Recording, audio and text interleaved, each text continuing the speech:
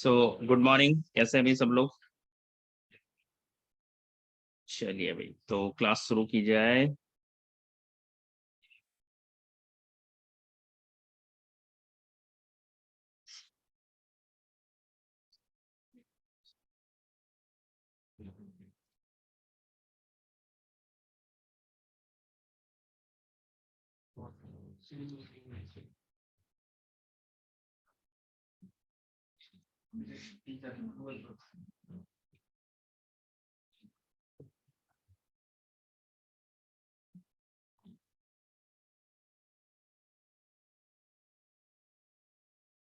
So guys, कल हम लोगों ने पेरोल शीट बनाई थी और इफ एल्स को कैसे यूज करना है ये सीखा था। एक बार क्विक रीटेक दे रहा हूँ कंडीशन कंस्ट्रक्ट का। If salary is greater than equal to, कितना है यहाँ पे, 80 ऐसा है, 80K। तो उससे हमने कह दिया था क्लास ए, कॉमा देके, if salary is greater than equal to 50,000, तो उसे कह दिया था B, if salary is greater than equal to 30,000, तो उसे कह दिया था हमने सी, और एल्स में रखा था डी। ठीक है,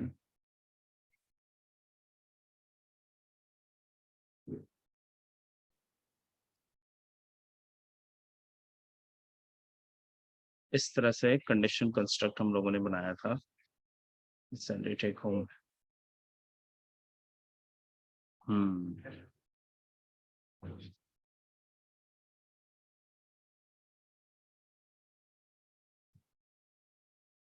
तो इस तरह से ग्रेड्स हम लोगों ने निकाली थी। ठीक है, इसके अलावा हम लोगों ने सीखा था कि फॉर्मेटिंग कैसे होती है, कैसे टेबल को फॉर्मेट किया जाएगा, वो सब चीजें हम लोगों ने लर्न की थी। ठीक है, आज एक नया ऑप्शन है जो हम लोगों को यूज करना है, that is conditional format. Important है। ठीक है, ये भी स्किल में ही माना जाता है। रिपोर्ट्स वगैरह क्रिएट करने के लिए एक बहुत ही अच्छा टूल है। ठीक है, कंडीशनल फॉर्मेटिंग होगा क्या, दो टर्म से मिलकर बना है ये, condition and formatting. Basically condition का मतलब यह है कि कोई क्राइटेरिया, किसी क्राइटेरिया के बेसिस पे, और दूसरा आप करेंगे फॉर्मेटिंग। ठीक है, तो कंडीशनल बेसिस पे फॉर्मेटिंग जब की जाती है तो उसको कंडीशनल फॉर्मेटिंग कहते हैं। ठीक है, now how it will work, कैसे ये काम करेगा। लेट्स से ये सैलरी रेंज मैंने सेलेक्ट किया। कंडीशनल फॉर्मेटिंग में आते हैं जब आप, तो यहाँ पे कुछ ऑप्शंस दिए हुए हैं, सब ऑप्शंस, जैसे कि हाईलाइट सेल रूल पहला ऑप्शन है। इसमें है सबसे पहले ग्रेटर देन। लेट से मैं चाहता हूँ कि वो पर्सन जिनकी सैलरी 70,000 से अबव है वो ग्रीन हो जाए। ठीक है, वो ग्रीन कलर से हाईलाइट हो जाए, तो मैं यहाँ पे ग्रेटर देन को सिलेक्ट करता हूँ। I need to define the figure. मैंने कहा 70,000, और यहाँ पे चॉइस देता है कलर की। बेसिकली एक दे रखा है इसने, light red with dark red text, yellow fill with dark yellow text, और green fill with dark green text. तो यहाँ पे हम लोग करने वाले हैं green fill with dark green text. तो इसको आपको सिलेक्ट कर देना है, और जैसे ही ओके करेंगे तो ये सैलरी फिगर्स में से जो भी फिगर 70,000 से अबव है वो ग्रीन मार्क हो जाते हैं, इस तरह से, जैसे कि आपको दिख रहा होगा। ठीक है, इसी तरह से कंडीशनल फॉर्मेटिंग में आप आते हैं तो यहाँ पे एक ऑप्शन दिया गया है लेस देन का। Just need to click on this, एक डायलॉग विंडो आएगा। लेट से मैं कहता हूँ जिन भी पर्सन की सैलरी 30,000 से बिलो है उसे light red fill with dark red text कर दे। ठीक है, ये बेसिकली यहाँ पे फॉर्मेटिंग प्री डिफाइंड है, तीन कलर इन्होंने प्री डिफाइंड दे रखे हैं, जैसे कि रेड, येलो और ग्रीन वाले। आप चाहे तो कस्टम में जाके इसे कस्टमाइज कर सकते हैं अपने हिसाब से। ठीक है, तो वो मैं आगे चल के बताऊंगा कस्टम कैसे करना है। ये करने के बाद जैसे ही मैं ओके करूंगा तो देखिए जिन भी पर्सन इंडिविजुअल्स की सैलरी 30,000 से बिलो है वो क्या हो गए हैं, रेड फ्लैग हो गए हैं। अब बीच के बचते हैं, यानी कि 30,000 से लेके 70,000 तक। तो यहाँ पे हमारे पास एक और क्राइटेरिया दिया हुआ है, बिटवीन। ठीक है, तो मॉडरेट को हम इसमें हाईलाइट करा देते हैं, 30,000 से लेके, और मैं कह देता हूँ 70,000 तक जो भी हैं उन्हें yellow fill with dark yellow text कर दे। ठीक है, मॉडरेट येलो कलर मॉडरेट को शो करता है वैसे। ठीक है, एक होता है देखो ग्रीन। ठीक है, तीन कलर रिप्रेजेंटेशन क्या क्या करते हैं ये भी हमें पता होना चाहिए। ग्रीन जो पॉजिटिव को शो करता है भाई, ठीक है, जो कि अच्छा हो, ठीक है। रेड होता है जो कि बॉटम को शो करता है। इसके अलावा यूज होता है आपका येलो, जो कि मॉडरेट को शो करता है, ठीक है। इसके अलावा कई जगह ऑरेंज का भी कॉन्सेप्ट है। ऑरेंज जो होता है वो वैसे रिस्क को, यानी कि वो रेड की तरफ है थोड़ा सा, वो रिस्क को ही हाईलाइट करता है।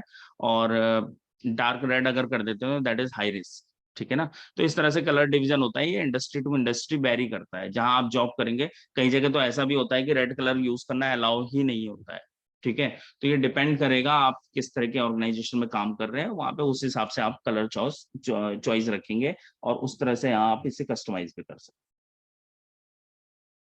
ओके करता हूं तो ये देखिए, कुछ येलो हो गए, कुछ रेड हो गए और कुछ ग्रीन हो गए, ठीक है। तो कंडीशनल फॉर्मेटिंग इस तरह से अप्लाई किया जाता है। अब इसका बेनिफिट यह है कि रिपोर्ट देखने वाले को इजीली पता चल जाएगा कौन ग्रीन है, कौन रेड है, कौन येलो है, ये उसे पता होगा बेसिकली, ठीक है ना। तो इस तरह से कंडीशनल फॉर्मेटिंग के ऑप्शंस यहाँ पे काम करते हैं। इसके अलावा कोई एग्जैक्ट वैल्यू सर्च करना चाहते हैं, लेट से आप कोई ऐसा इंडिविजुअल सर्च कर रहे हैं जिसकी सैलरी 18,700 है, ठीक है। तो आप कंडीशनल फॉर्मेटिंग में आए और इक्वल टू एक ऑप्शन है, यहाँ पे आपने लिखा 18,700 और उसे आपने डार्क रेड टेक्स्ट कर दिया। तो मैंने रेड टेक्स्ट कर दिया और ओके कर दिया। तो देखिए यहाँ पे एक ही फिगर ऐसा है और एग्जैक्ट मैच जो हो रहा है दैट इज 18,700, उसे उसने क्या कर दिया है, रेड फ्लैग कर दिया, ठीक है। तो इस तरह से कंडीशन बेसिस पे आप फॉर्मेटिंग कर सकते हैं। लेट से कोई और पर्सन भी है। अब इसका कंडीशनल फॉर्मेटिंग का बेनिफिट यह है कि मान लीजिए बाद में कोई डेटा चेंज होता है और यहाँ पे भी 18,700 आ जाता है, तो देखिए उसे भी उसने रेड कर दिया क्योंकि पर्टिकुलर उस एरिया में क्या लगा हुआ है, कंडीशनल फॉर्मेटिंग लगी हुई है, ठीक है ना। तो ये काम करता है, यानी ये फॉर्मूले की तरह ही है बेसिकली।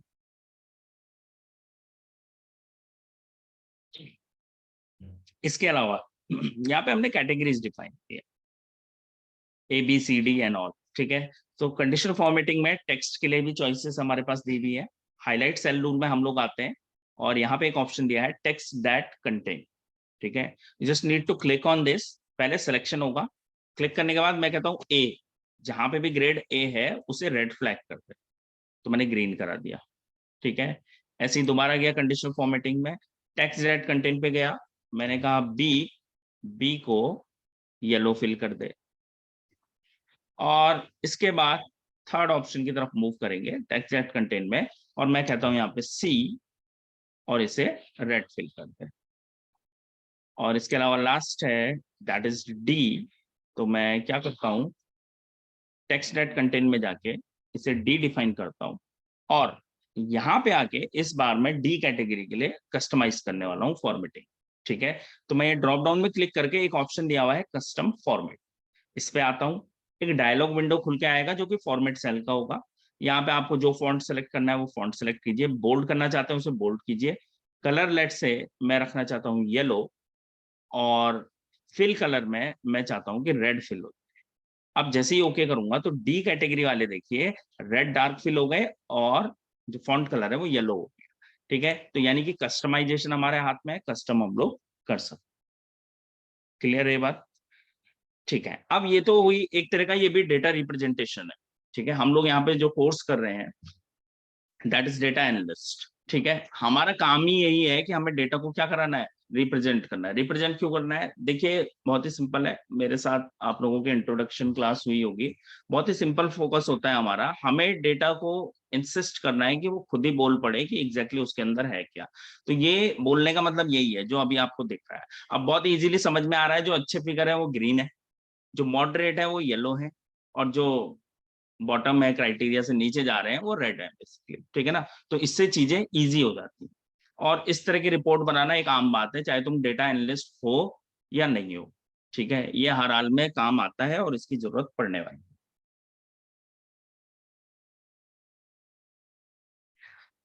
अब जब ये बल्क डेटा पे अप्लाई करोगे तो इसका एक और बेनिफिट है, देखिए। लेट से टेबल में हम डेटा को शॉर्ट करने के लिए बेसिकली गाइस फिल्टर का यूज करते हैं, तो मैं यहाँ पे फिल्टर लगा देता हूँ, शॉर्ट एंड फिल्टर में आके मैंने फिल्टर दे दिया इसे। अब इंटरेस्टिंग क्या है, आपका मैनेजर लेट से रिपोर्ट देख रहा है, उसे केवल टॉप परफॉर्मर देखना है, ठीक है। टॉप परफॉर्मर देखना है, उसे पता है टॉप परफॉर्मर कौन है, ग्रीन वाले, ठीक है। तो वो क्या कर सकता है, इस ड्रॉप डाउन में आए और ये दो ऑप्शन नए ऐड हो जाते हैं, शॉर्ट बाय कलर और sort by filter by colour. ये आज से पहले नहीं थे, आपने जब पिछली बार यूज किया होगा, हो सकता है आपको ध्यान ना हो, लेकिन एक किसी प्लेन टेबल में ट्राई करके देखिएगा, वहां पे आपको फिल्टर बाय कलर और शॉर्ट बाय कलर के ऑप्शन नहीं मिलने वाले, लेकिन यहाँ पे मिल रहे हैं क्योंकि आपकी सेल्स में इस बार कलर है। ठीक है, अब इससे क्या कर सकता है वो इंडिविजुअल जो भी रिपोर्ट देख रहा है, फिल्टर बाय कलर में जाके केवल वो टॉप परफॉर्मर देखना चाह रहा है तो वो ग्रीन सेलेक्ट कर दे, उसके पास केवल वही फिगर आएंगे जो ग्रीन होंगे। ठीक है, उसको देखना है बॉटम परफॉर्मर, तो वो यहाँ आएगा फिल्टर बाय कलर में और सेलेक्ट कर देगा रेड, तो केवल बॉटम परफॉर्मर आएंगे। यानी कि आप कलर के बेसिस पे डेटा को शॉर्ट एंड फिल्टर भी कर सकते हैं। ये तो था फिल्टर करना। शॉर्ट में गाइस बहुत ही सिंपल है, इसका फिक्स क्राइटेरिया है। ऑब्वियसली ग्रीन क्या होंगे, टॉप परफॉर्मर, और रेड जो है बॉटम होंगे। तो ये बेसिकली टॉप परफॉर्मर को ऊपर दिखाएगा और बॉटम परफॉर्मर को नीचे। तो शॉर्ट बाय कलर में अगर मैं ग्रीन कर देता हूं तो ग्रीन पहले आ जाएंगे और फिर येलो और फिर रेड। ऐसे ही अगर मैं बॉटम परफॉर्मर देखना चाहता हूँ तो शॉर्ट कलर में जाकर रेड को पहले सेलेक्ट कर देता हूँ, तो देखिए रेड पहले आ गए, फिर मॉडरेट, यानी सीक्वेंस पूरा मेंटेन रहेगा। रेड पहले आए, फिर येलो, और फिर इस तरह से ग्रीन। तो यहाँ पे रेड प्रायोर है बेसिकली, इसलिए यहाँ पे इस तरह से दे रहा है। तो शॉर्ट इतना इंपॉर्टेंट नहीं है वैसे, ज्यादा इंपॉर्टेंट यहाँ पे फिल्टर होता है कि हम कलर चॉइस के बेसिस पे हम लोग क्या कर सकते हैं, फिल्टर कर सकते हैं। ठीक है, जब भी बल्क डेटा होता है उस समय पे शॉर्ट एंड फिल्टर और इन्हीं सब चीजों की जरूरत अक्सर पड़ती है। लेट से हमारे पास कई सारे एम्प्लॉयज का डिटेल है, आप यहाँ पे केवल जो है सिंह नाम वालों को देखना चाहते हो तो you can search for Singh. ठीक है ना, ये शॉर्ट वाले, आप जो ये डायलॉग बॉक्स आ रहा है यहाँ पे आप कीवर्ड सर्च भी कर सकते हैं, क्योंकि जब बहुत ज्यादा डेटा होता है तो स्क्रॉल करने में बहुत ज्यादा टाइम जाता है। ठीक है ना, तो ऐड एक ऑप्शन दे रहा है यहाँ पे, आपको पता नहीं दिखाई दे रहा है कि नहीं, add current selection to filter. अब मैं केवल उन्हीं पर्सन को देखना चाहता हूँ जिनके सरनेम में सिंह आता है, तो मैं इस पे आके चेक कर दूंगा। सिंक किया मैंने और add current selection to filter कर दिया। ओके जैसे ही करता हूं, ओके ये काम नहीं कर रहा है,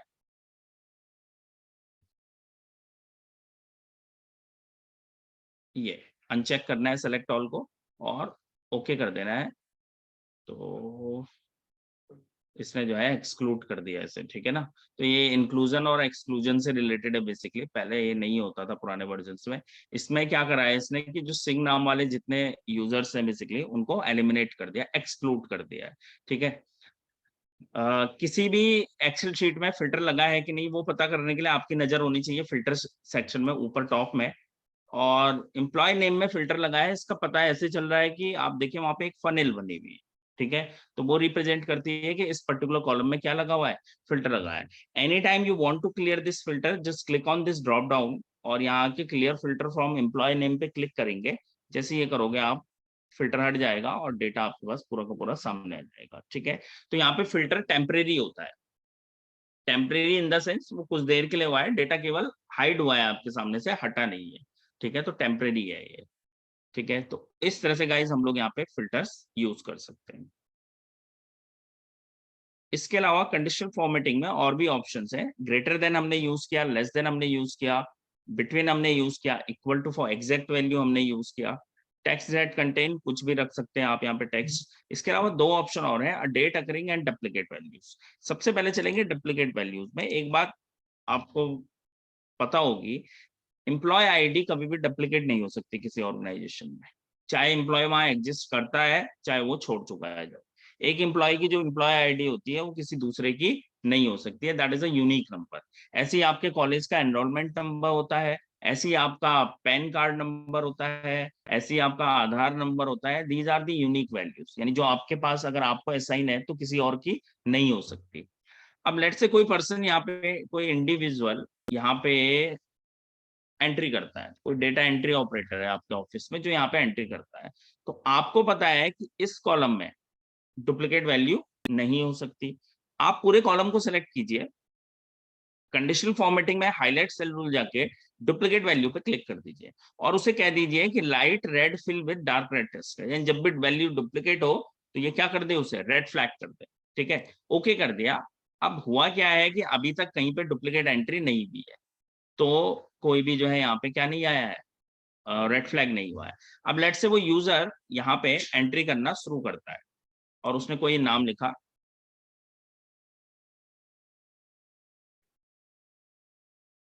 उसने एम्प्लॉय आईडी प्लेस की 12,456 और जैसे ही ऐसा किया वहां पर रेड फ्लैग हो गया। इसका क्या मतलब है? डुप्लीकेट है। और इसका सबसे बड़ा मतलब यह है सीधे शब्दों में कि भाई तू गलत कर रहा है। करेक्ट है। अब इसको यूज करने का दो तरीके हैं, एक तो बाद में चेक करने के लिए, और इसको प्रिवेंशनली भी यूज किया जा सकता है। इफ यू नो वेल, आपको बहुत अच्छे तरीके से पता है कि इस कॉलम में वैल्यूज डुप्लीकेट नहीं हो सकती, उसमें पहले ही लगाते चलिए, पहले ही लगा दो। आपसे जैसे ही गलती होगी ये आपको हाईलाइट कर देगा इस तरह से। अब वो जो बंदा यहाँ पे एंट्री कर रहा होगा, बेसिकली वो देखेगा रवि का एम्प्लॉय आईडी रेड फ्लैग हुआ है, यानी ऊपर कहीं है, तो उसने देखा रविंद्र सिंह का भी यही है, तो या तो रविंद्र सिंह में गलती भी है या फिर यहाँ पे गलत कर रहा है, तो नाउ वो आगे फर्दर चेक करेगा भी कौन सा सही है कौन सा गलत। समझ गया आप बात? तो यानी कि ये एक तरह से प्रिवेंशली भी यूज किया जा सकता है, जो डुप्लीकेट वैल्यू है आप इसे प्रिवेंशली भी यूज कर सकते हैं। कोई ऐसी फील्ड जो आपको पता है कि डुप्लीकेट नहीं हो सकती, यू कैन अवॉइड दिस। ठीक है, तो इसको वहां पे यूज कीजिए, with the help of this आप उस गलती को अवॉइड कर सकते हैं होने से पहले ही। ठीक है ना, क्योंकि अक्सर गलत कर दोगे, ऐसे सेंसिटिव डेटा में कहीं पे गलती कर दोगे तो डांट भी ज्यादा सुननी पड़ेगी। ठीक है ना, तो ये बात ध्यान रखना कि आप इस तरह की एक्टिविटी जो आप नॉलेज गेन करते हो उसको प्रैक्टिकली यूज कर पाए अपने काम में, वो बहुत जरूरी है। ठीक है, तो एम्प्लॉय आईडी फील्ड में मैंने ये प्लेस किया, तो देखिए डुप्लीकेट वैल्यू को ये रेड फ्लैग कर रहा है। अगर मैं इसे ठीक कर दूं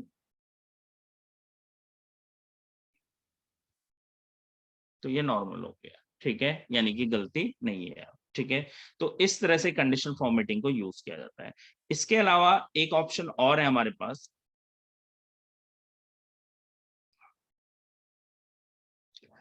लेट्स से आज की डेट है, इट्स 25 जनवरी 2023।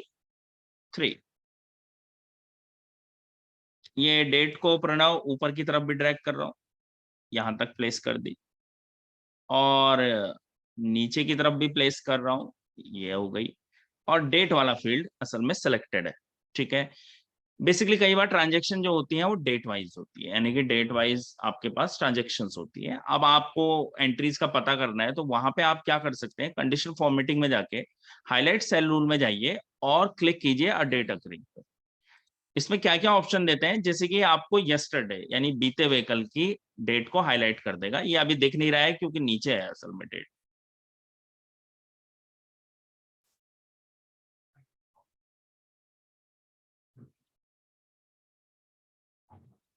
ये देखिए, ये कल की डेट है, बीते हुए कल की, यस्टरडे। क्या क्या ऑप्शन यहाँ पे है?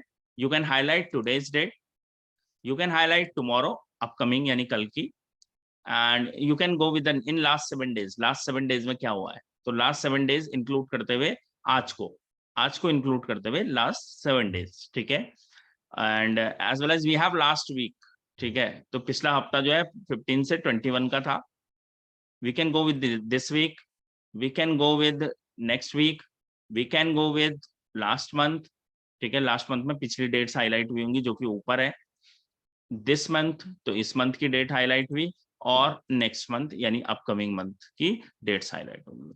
तो इस तरह से बेसिकली ये काम करता है। बाकी जो कलर कस्टमाइजेशन है, जैसे मैं बता चुका हूँ पहले भी, आपके हाथ में है। आप जो कलर चॉइस पसंद करते हैं वो आप ऑप्ट कर सकते हैं। हमेशा याद रखें, कहीं भी जॉब करते हैं तो वहाँ स्टैंडर्ड्स होते हैं बेस के लिए, मन मर्जी नहीं करते हम लोग कभी भी।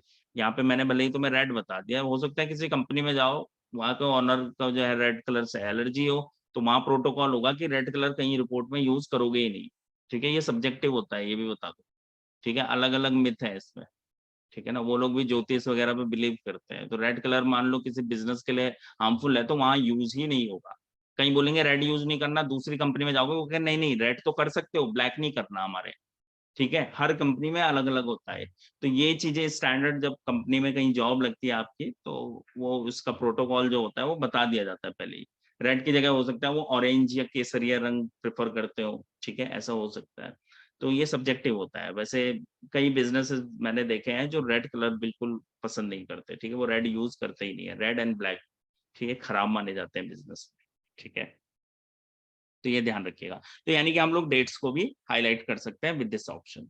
तो गाइज ये था कंडीशनल फॉर्मेटिंग में हाईलाइट सेल रूल। जिसमें हमने क्या क्या चीजें ट्राई की, we have done with greater than, less than, between, equal to, text that contain a date occurring and duplicate values. इतने आइटम हमने जो है हाईलाइट करा के देखे।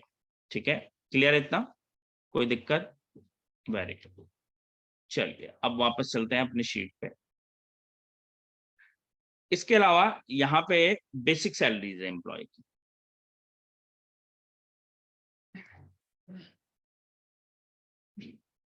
मैं जानना चाहता हूं कि एवरेज सैलरी क्या है हमारे एम्प्लॉय की। एवरेज कैसे निकलेगा? इन सब का सम divided by number of participants. वैसे मेरे पास फॉर्मूला है ऑटो सम का, इसमें जाता हूँ, ड्रॉप डाउन में एवरेज मिलेगा, जस्ट क्लिक ऑन दैट, ऊपर इसने नंबर डिटेक्ट किया और एवरेज दे दिया। हमारे एम्प्लॉय की एवरेज सैलरी क्या आ रही है? 39,582, इतना एवरेज सैलरी है। ये मैंने ऐसे ही कैलकुलेट किया है, असल में कुछ रूल मैं यहाँ पे अप्लाई करना चाह रहा हूँ, ये फिगर याद रखिएगा। इट्स 39,582। ये बेसिक सैलरी वाला मैंने कॉलम सेलेक्ट किया और यहाँ आके मैं कंडीशन फॉर्मेटिंग में जाता हूँ। दूसरे टाइप के रूल है टॉप एंड बॉटम रूल। इसमें आप टॉप 10 आइटम हाईलाइट करा सकते हो, ऐसे पर्सन जो कि टॉप 10 है सैलरी लेने में हमसे। तो टॉप 10 में क्लिक किया और उसे मैंने रेड फ्लैग कर दिया। लेकिन ऐसा नहीं है कि ग्रीन फिल कर देते हैं ऐसे, चलो ऐसा नहीं है कि टॉप 10 ही किया जा सकता है। पॉइंट यह है कि ये कस्टमाइजेबल है। कई बार ऐसा होता है कि रिपोर्ट्स में हमें केवल टॉप 5 दिखाने या टॉप 3 परफॉर्मर दिखाने या फिर कुछ भी है, आप यहाँ से इसे कस्टमाइज कर सकते हो। यानी कि ये आपके पास जो विंडो आ रहा है कस्टमाइजेबल है और इसमें आप कस्टमाइज करके टॉप 20, टॉप 30, टॉप 50 कितना भी निकाल सकते हो। मैंने अभी टॉप 10 करा, ग्रीन फिल हो गया, ओके कर दिया। ऐसे ही मैं बॉटम 10 निकालना चाहता हूँ तो टॉप बॉटम रूल्स में गया और बॉटम 10 आइटम्स पे क्लिक करता हूँ तो वो रेड फ्लैग होगी, देखिए। ठीक है, तो टॉप और बॉटम इस तरह से आप हाईलाइट करा सकते हैं। ठीक है, रूल लगाने के बाद कभी जरूरत पड़े कि ये रूल हटाने, बाद में रियलाइज हुआ कि जरूरत नहीं है, हटाना चाहते हो तो ये सिलेक्शन रखिए सेल्स में, कंडीशनल फॉर्मेटिंग सेक्शन में दोबारा जाए, क्लियर रूल करके एक ऑप्शन आता है, क्लियर रूल्स करके, यहाँ पे आके आपको सेलेक्ट करना है clear rules from selected cells. यानी कि सिलेक्टेड सेल से आप रूल को क्या कर रहे हैं, एलिमिनेट कर रहे हैं। वैसे यहाँ पे दो ऑप्शन है, एक है clear rules from selected cell, दूसरा है clear rule from entire sheet. अगर मैं इस पे क्लिक करता हूं एंटायर शीट पे तो मुझे किसी सिलेक्शन की जरूरत नहीं है, सीधे सिंगल क्लिक होते ही पूरी शीट से कंडीशन फॉर्मेटिंग हट जाएगी। लेकिन अगर मैं करता हूं clear rules from selected cells तो जो सेल्स आपने सेलेक्ट किए हैं केवल उन्हीं से रूल्स एलिमिनेट हो जाएंगे। ठीक है, तो अभी मैंने सिलेक्शन किया हुआ है, I will go with the clear rule from selected cells. तो देखिए सेल्स से क्या हो गए, रूल हट गए। इसके अलावा कंडीशनल फॉर्मेटिंग में टॉप बॉटम रूल्स में दो ऑप्शन और है गाइस, ये थोड़ा करके नहीं बता पाऊंगा। टॉप 10%, बॉटम 10%, इसके लिए डेटा परसेंटेज में होना चाहिए आपके पास। तो मेरे पास अभी डेटा परसेंटेज का मतलब वो विद साइन, समझ रहे हैं आप, साइन के साथ, यानी परसेंटेज साइन के साथ होना चाहिए, तब आप उस पर अप्लाई कर सकते हैं। ठीक है, इसके अलावा दो ऑप्शन है, above average and below average. आप जानना चाहते हैं ऐसे कौन से इंडिविजुअल्स हैं, ऐसे कौन से एम्प्लॉय हैं जो आपकी सैलरी से अबव एवरेज सैलरी से ज्यादा ले रहे हैं। एवरेज सैलरी हमने नीचे कैलकुलेट की थी, इट्स अराउंड 39,000। ठीक है, तो मैं जैसे अबव एवरेज पे क्लिक करता हूं, देखिए जो भी फिगर 39,000 से अबव है वो यहाँ पे हाईलाइट हो गया। और ऐसे ही जाके अगर मैं बिलो एवरेज पे क्लिक करता हूँ तो वो रेड फ्लैग हो गए। तो देख लीजिए 39,582 से जितने भी बिलो हैं वो रेड हो गए हैं और उससे अबव जितने हैं वो ग्रीन फ्लैग हो गए। ठीक है, तो इस तरह से डेटा हाइलाइटेशन का काम किया जाता है। जैसा मैंने बताया पूरी शीट से रूल एलिमिनेट करने हैं तो कंडीशन फॉर्मेटिंग में जाइए, टॉप बॉटम रूल्स में जाके और आप रूल लगा सकते हैं। और क्लियर रूल में जाके अभी मैंने कहीं सिलेक्शन नहीं किया है, अगर मैं clear rule from entire sheet पे क्लिक करता हूं तो पूरी शीट से रूल एक ही क्लिक में हट जाते हैं। ठीक है, हाँ ये क्योंकि एक फॉर्मेटिंग चेंज है तो अंडू से वापस आ सकता है। ठीक है, तो अंडू यहाँ पे काम करने का, अंडू तब तक काम करता है जब तक फाइल को सेव ना किया गया हो और लाइव वर्क चल रहा हो। ये बात याद रखिएगा, आपने सेव कर लिया कंट्रोल एस और उसके बाद अंडू कर रहे हो तो उससे पीछे नहीं जाएगा। जैसे आज अभी तक मैंने कंट्रोल एस नहीं किया है तो मैं, ये पूरा फ्लैशबैक है, आज शुरुआत यहाँ से हुई थी। ठीक है, और ये रीडू कर रहा हूँ, ये वापस होते हैं। तो कितने भी step, there is as such कोई लिमिट नहीं है, कितने भी स्टेप जो है आप अंडू कर सकते हैं, कितने भी स्टेप रिडू कर सकते हैं, बशर्ते आपने जब तक उसे कंट्रोल एस सेव नहीं किया है या फिर फाइल को क्लोज नहीं किया है। ठीक है,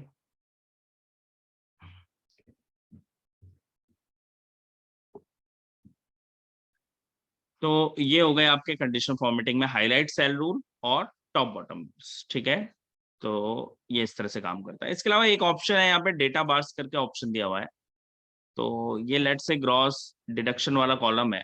अब मैं जानना चाहता हूँ किन इंडिविजुअल्स का जो है डिडक्शन क्या होता है, ज्यादा होता है, तो मैं कंडीशनल फॉर्मेटिंग में जाऊंगा, डेटा बार्स में जाके, और मैं कोई भी कलर स्कीम ऑप्ट कर सकता हूँ।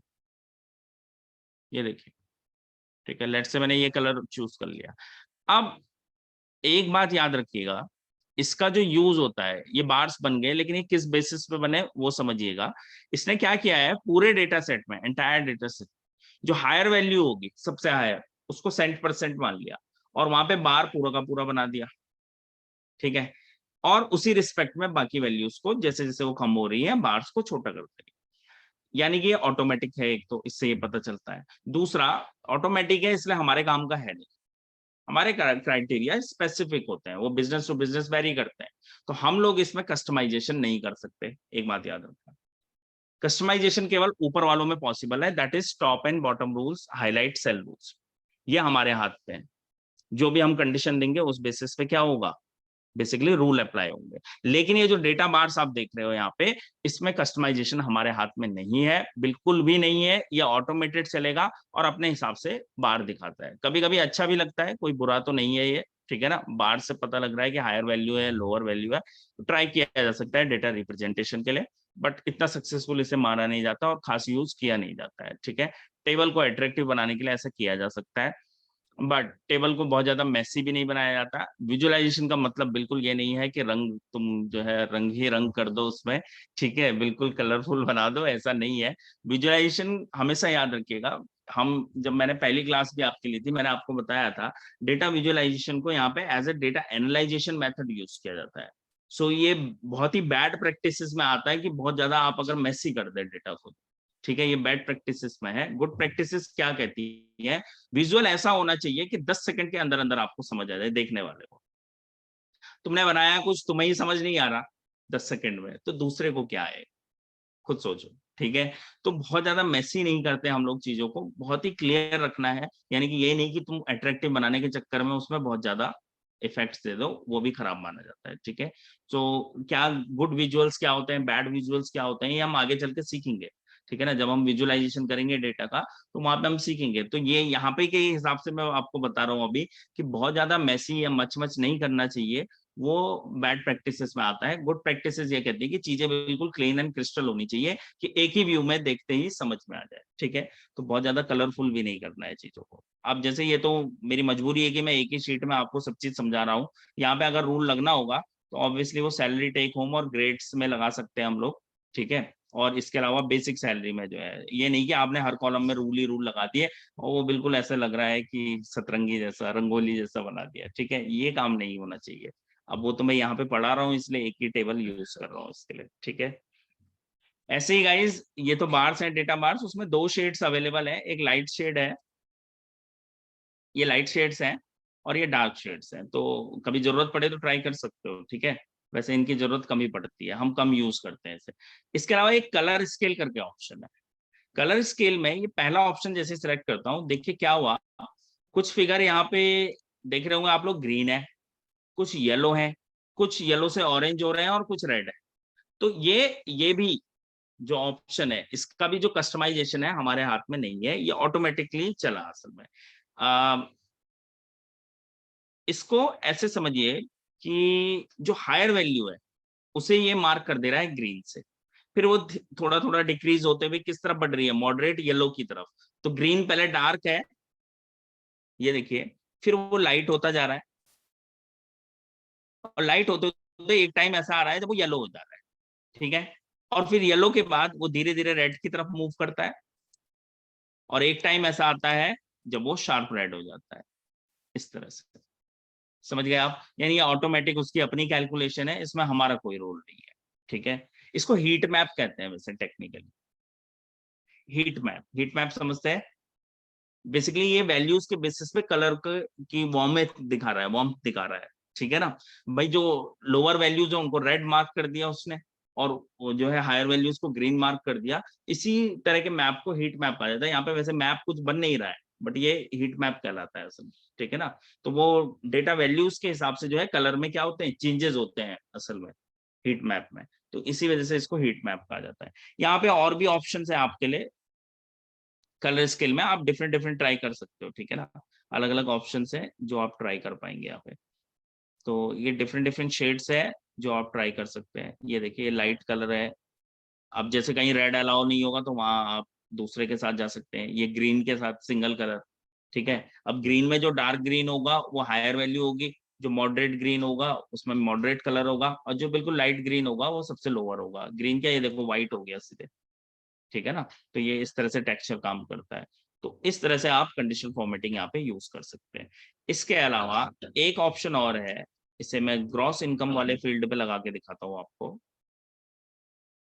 The last option that is basically icon sets. ये इन्होंने कुछ प्रीडिफाइंड आइकन दिए हुए हैं, अप एरो डाउन एरो। ये जैसे मैंने सेलेक्ट कर दिया तो देख रहे होंगे कुछ एरो डाउन की तरफ है, जो लोअर वैल्यूज है वो डाउन है, और जो हायर वैल्यूज है उसमें अप ग्रीन के साथ है, और मॉडरेट में येलो दिख रहा है। इसका भी कोई बेसिक क्राइटेरिया हमारे हाथ में नहीं है, तो पता नहीं किस हिसाब से कर रहा है, इसका जस्टिफिकेशन कोई नहीं दे सकता, ठीक है। किसी को भी ये ग्रीन कर दे रहा है, क्या पता है असल में ऐसा है, इसमें जो ये ग्रीन या रेड मार्क कर रहा है, क्या पता कोई ऐसा फिगर भी है इसमें जो कि रेड नहीं है हमारे हिसाब से, पर वो रेड में दिखा रहा हो उसे, हमारे हिसाब से वो मॉडरेट हो सकता है, ठीक है। क्योंकि हमारे लिए तो फिगर अलग है। तो यानी कि कहने का मतलब ये है कि ये आइकन सेट, कलर स्केल और डेटा बार्स, ये तीनों ऑप्शन है तो अच्छे, बट अच्छे ज्यादा बेटर तब होते हैं जब कस्टमाइजेशन हमारे हाथ में होता। यहाँ पे कस्टमाइजेशन हमारे हाथ में नहीं है, so we can't change them, ये ऑटोमेटेड चलता है। हमारे हाथ में केवल दो ही ऑप्शंस हैं, highlight cell rule and top bottom rules. उनकी हेल्प से हम लोग अपने हिसाब से कस्टमाइजेशन कर सकते हैं। क्लियर है बात? Anytime you want to remove the rules, go to clear rules and clear rule from entire sheet करोगे तो पूरी शीट से रूल एक ही झटके में एलिमिनेट हो जाएगी। क्लियर है? चलिए, अब समय आता है कि आप लोग इसे एक बार करके देखें खुद से, चाहे तो इसी शीट में एंट्रीज बढ़ा के या कुछ भी करके आप ट्राई करके देख सकते हो।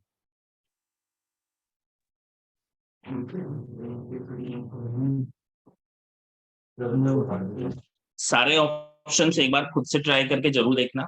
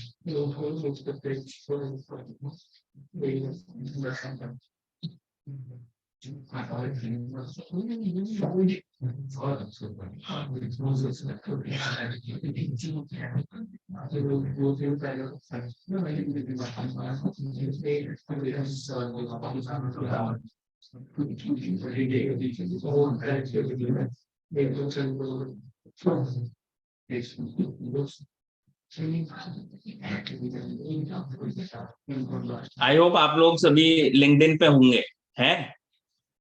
पक्की बात। कौन ऐसा है जो नहीं है? बताओ, ऐसा कुछ नहीं है। Very good. ठीक है गाइज, देखो लिंक्डइन पे बहुत जरूरी है प्रोफाइल क्रिएट करो। फेसबुक इंस्टाग्राम तो चलाते ही हो तुम लोग, बस वैसे ही है समझ लो। ठीक है ना, बस थोड़ा सा प्रोफेशनल है और मस्ट है सब लोग अपनी प्रोफाइल बनाए, उसमें बहुत हेल्प मिलती है करियर में।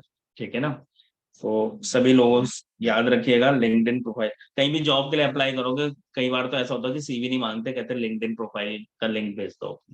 ठीक है ना, वहाँ पे रिक्रूटर्स होते हैं, वो आपका काम देखते हैं, आपकी प्रोफाइल देखते हैं, उस बेसिस पे जॉब अपॉर्चुनिटी भी मिलती है। इसलिए वो अच्छा है, और वो ओवरनाइट नहीं बन सकता, उसमें टाइम लगता है प्रोफाइल को बूस्ट करने में, अच्छा बनाने में। इसलिए अभी से बनाते हुए चलोगे तो सही रहेगा। ठीक है, तो लिंक्डइन पे सब लोग एक्टिव रहे।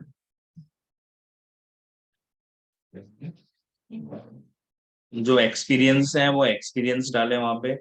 ठीक है, स्किल्स करके ऑप्शन आता है, स्किल प्लेस करें उसमें। ठीक है, तो बहुत जरूरी है लिंक्डइन पे एक्टिव रहना।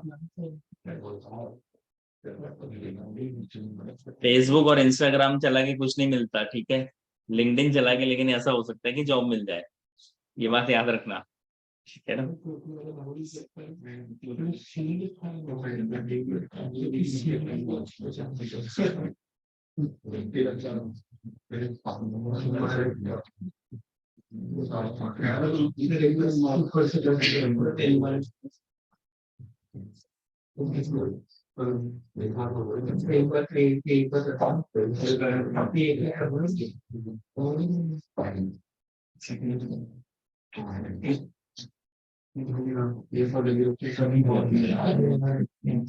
ऐसा तो नहीं किसी ने पहली बार नाम सुना है लिंक्डइन का? है कोई है तो बता दो, हो सकता है, उसमें क्या बात है। देखा तो है लिंक्डइन, किसने नहीं देखा है? ऑनेस्टली बता दो, ऐसे कुछ नहीं है, सबको थोड़ी पता होता है। चलो मैं दिखा देता हूँ, तुम बता तो रहे नहीं हो।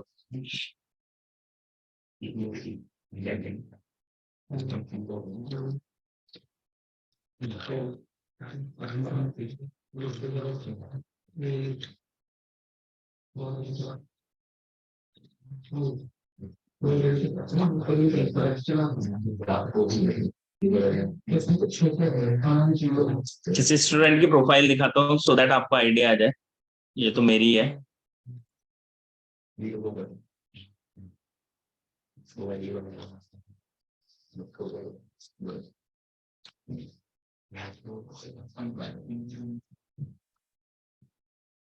ये देखो, ये भी तुम्हारी तरह स्टूडेंट है, हमारा ही है, ठीक है। सो फेसबुक की तरह ही है, देखो वॉल भी है पीछे, है ना, टाइमलाइन में। उसने जो है ये डैशबोर्ड खुद बनाए हुए हैं, ठीक है, जैसे आप देख रहे हो, उसका खुद का काम है ये। और उसने इसे यहाँ फ्लैश कर रखा है। यहाँ पे अच्छी सी फोटो लगाओ, प्रोफेशनल थोड़ी सी, ठीक है। कोशिश करो कि सेल्फी वगैरह ना लगाओ, चल जाता है, वैसे कुछ नहीं है। एंड अबाउट अपने बारे में लिखना है, क्या कर रहे हो, क्या है एंड ऑल। एक्सपीरियंस जिनका नहीं है और है भी, वो ये डाल सकते हैं। कोई करंटली अगर वर्किंग नहीं है तो इंटर्नशिप ट्रेनिंग डाल सकते हैं, ठीक है ना। एट बिल्लिका सर्विसेज हमारे नाम से, ठीक है। और जो भी आपका एक्सपीरियंस रहा है वो मेंशन करो।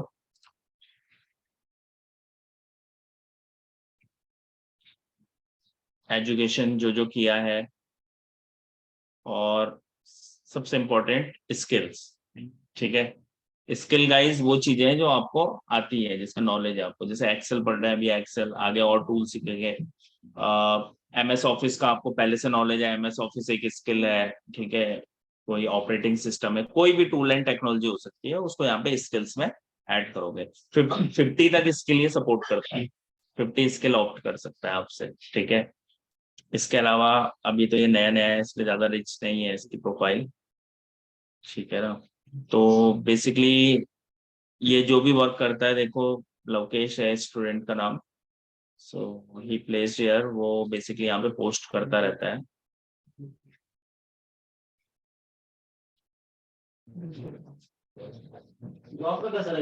यार अभी तो नहीं लगा शायद, ये शेफ था पहले। यस, ठीक है, पहले शेफ था ये। और इसमें भी चैटिंग होती है, लेकिन वैसी वाली नहीं, ठीक है। हाँ, यहाँ पे प्रोफेशनल, ये जितने भी मैसेजेस देख रहे हो ना इधर, या तो एक दो स्टूडेंट्स के हैं या फिर HRs के हैं सारे। ये जॉब के लिए, जॉब ऑफर है सारे, देख रहे हो। तो ये जितने भी देख रहे हो यहाँ पे, मोस्ट ऑफ द इसमें HRs की तरफ से मेल मैसेजेस हैं, वो अप्रोच करते हैं जॉब के लिए, जैसे मुझे करते हैं। तो उनके मैसेजेस रहते हैं यहाँ पे, ये देखो, ये रिलायंस से है असल में। और इस तरह की अपॉर्चुनिटी मिलती रहती है, तो यहाँ पे होने का बहुत बेनिफिट है यार। हाँ, ठीक है ना। तो वैसे चैट करने के लिए तुम्हारे पास फेसबुक इंस्टाग्राम है, रात भर लगे रहो, बट इसमें भी थोड़ा सा टाइम दो, कहने का मतलब ये है, ठीक है ना। तो यहाँ पे अच्छी खासी बिजनेस अपॉर्चुनिटीज और आपका क्या कहते हैं, ये जॉब अपॉर्चुनिटीज मिलती रहती हैं। प्रोफाइल बहुत रिच होना चाहिए, वो ओवरनाइट नहीं बनता, उसमें टाइम लगता है, ठीक है ना। तो यू कैन ट्राई दिस, इसलिए इस पे एक्टिव रहो भाई, कम से कम, और कुछ करो ना करो। प्रोफाइल हेडिंग होना चाहिए प्रॉपर, ठीक है। जो आपको बताता हूँ आप करते क्या हो या क्या है, ठीक है।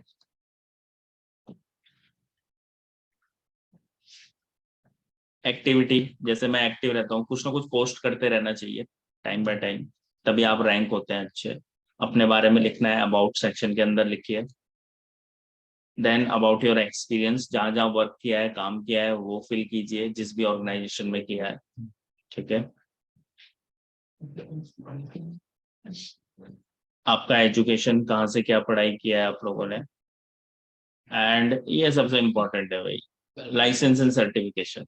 इसके लिए थोड़ा पढ़ाई करनी पड़ती है एक्स्ट्रा।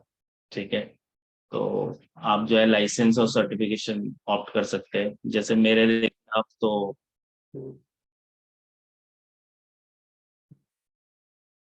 काफी लंबी लिस्ट है भाई। ये सिस्को का सर्टिफिकेशन है, ये माइक्रोसॉफ्ट का सर्टिफिकेशन है पावर बीआई का, और कुछ ओपन वाले हैं ये सारे के सारे।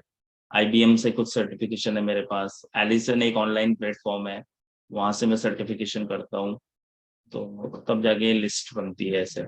ठीक है, और नीचे आता है स्किल्स। ठीक है, तो स्किल्स में जो जो आपकी स्किल्स है बेसिकली वो आप ऐड कर सकते हो। ठीक है ना, जैसे मैंने ऐड की हुई है network security, CCNP security and all. ठीक है ना, तो ये सब चीजें आप ऐड कर सकते हो जो भी आपका स्किल हो।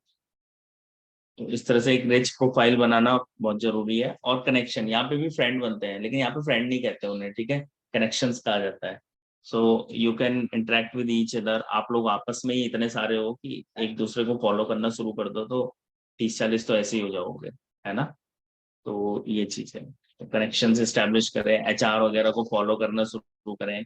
ठीक है ना, तो उससे बेनिफिट मिलता है, जॉब अपॉर्चुनिटी की तब कभी कमी नहीं रहती, ये बात याद रखना, हर समय जॉब होती है। कुछ साल बाद, तुरंत तो नहीं होगा ऐसा, कुछ साल बाद आपको बहुत हेल्पफुल लगेगा ये। ठीक है ना, लोग आपको डायरेक्टली अप्रोच करेंगे मैसेजेस के थ्रू कि हमारे पास आपके लिए जॉब अपॉर्चुनिटी है, आइए। ठीक है ना, स्वागत है आपका। ठीक है, पीछे पड़ जाते हैं वो। ठीक है ना, क्योंकि हर कंपनी के लिए भी एम्प्लॉय बहुत इंपॉर्टेंट है। ये देखो, मैं तो थैंक्स करके बाय कर देता हूँ बस। ये बहुत ही पॉपुलर है बाहर, फॉरेन के लिए ये हायरिंग करती है, वेनस सिंधु। तो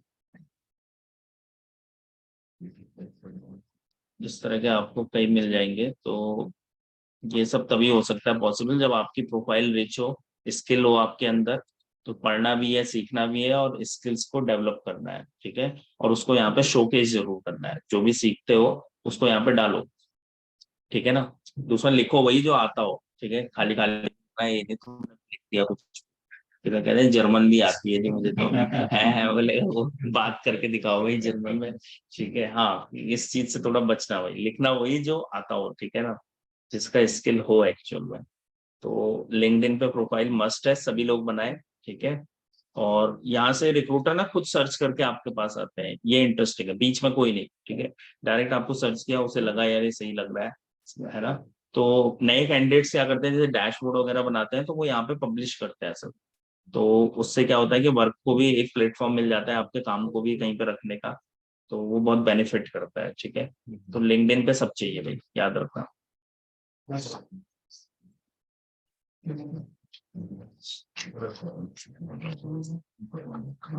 आज से 3-1 महीने बाद आप लोग एलिजिबल होंगे और शायद जॉब के लिए ट्राई कर रहे हो, हम ही तुम्हारा असेसमेंट ले रहे होंगे। ठीक है ना, 3-4 महीने बाद इतने लायक हो जाओगे तुम कि कहीं पे अपॉर्चुनिटी आ रही होगी तो अप्लाई कर सकते हो। इसलिए पहले से ही प्रिपेयर मन बना के चलो। जॉब के लिए क्या जरूरी है, क्या लगता है बिटालिया? दोबारा सवाल दूसरे तरीके से, जॉब लगने के लिए क्या जरूरी है? और है, सबसे जरूरत है, सबसे इम्पोर्टेंट चीज है, नहीं, सबसे इम्पोर्टेंट है नीड। ठीक है, जरूरत होनी चाहिए, हमेशा याद रखें। और जब तक भूख नहीं है तब तक आप उस चीज को, भूख नहीं लगेगी तो आप खाने के लिए कभी काम भी नहीं करेंगे। ठीक है, एक बात याद रखिए, सबसे पहले चाहिए होती नीड। नीड होनी चाहिए, एक भूख होनी चाहिए अंदर की, हाँ जॉब लगना है।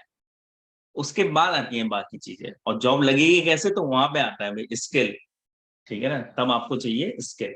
तो सबसे इंपॉर्टेंट चीज है कि एक नीड होनी चाहिए आपके अंदर, भूख होनी चाहिए कि भाई लगना है जॉब, ऐसे नहीं कि खाली कोर्स कर लिया बस हो गया, है ना। और बहुत आराम से जॉब लग जाएगी, ये मैं आपको गारंटीड कह सकता हूँ, बशर्ते आप थोड़े से एफर्ट्स अपनी तरफ से लगाएं। ठीक है ना, जॉब की कहीं कोई कमी नहीं है, कुछ भी दिक्कत नहीं है ऐसी, ये बात याद रखनी।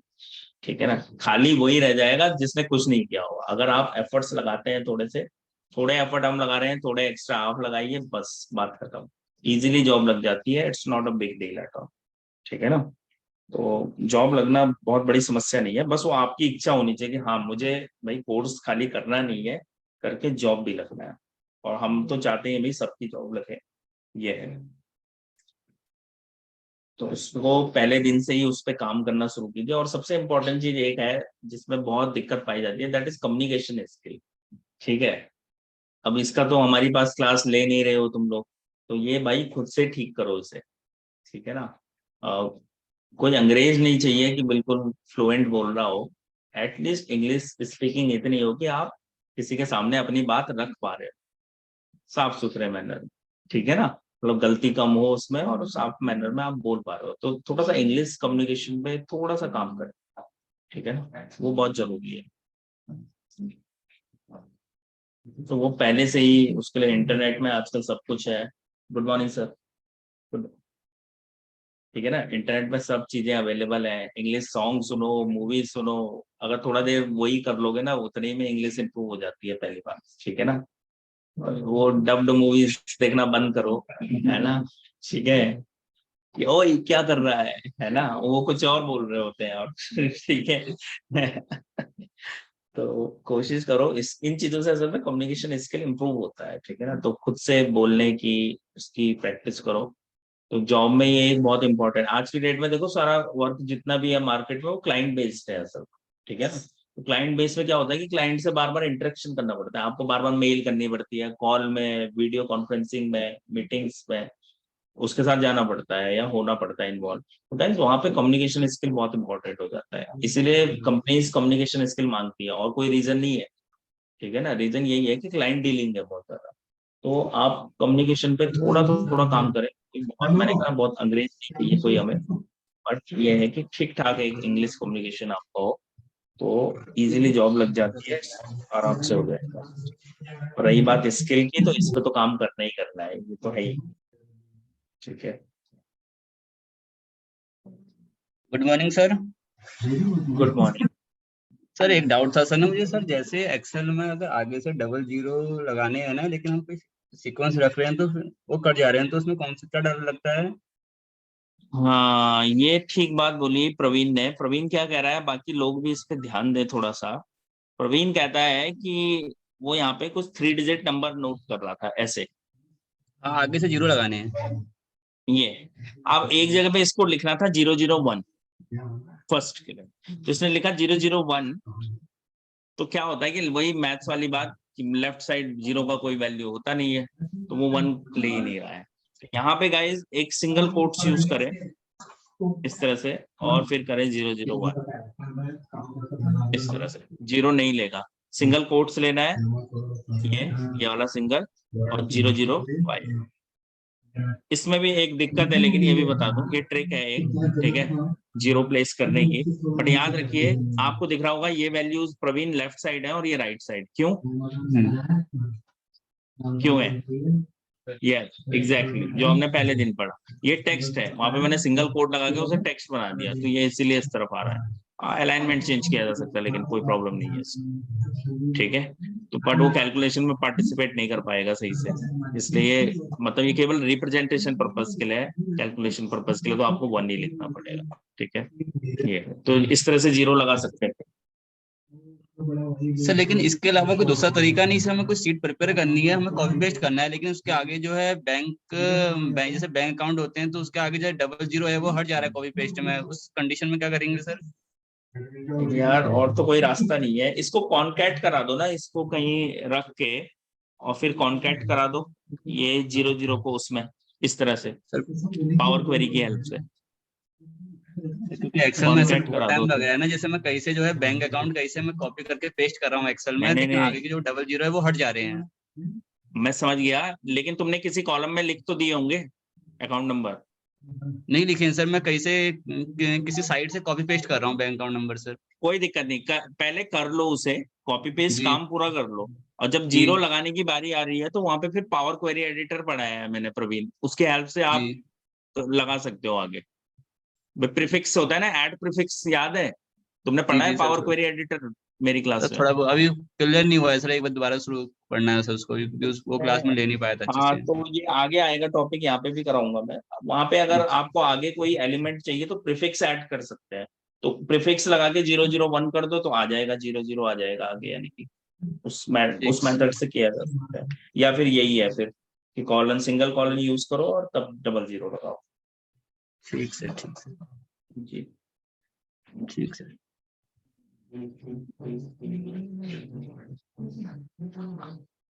डन भाई, हो गया? ठीक है, तो ये था भाई कंडीशनल फॉर्मेटिंग। ठीक है, सो आई होप ये क्लियर हुआ होगा। ठीक है, कैसे क्या करना है आपको आप सब पता है। फॉर्मेटेड स्टेबल हमने कर दिया था आई थिंक। सेल स्टाइल नहीं, ये नहीं किया था। सेल स्टाइल बहुत ही सबसे बकवास फीचर है।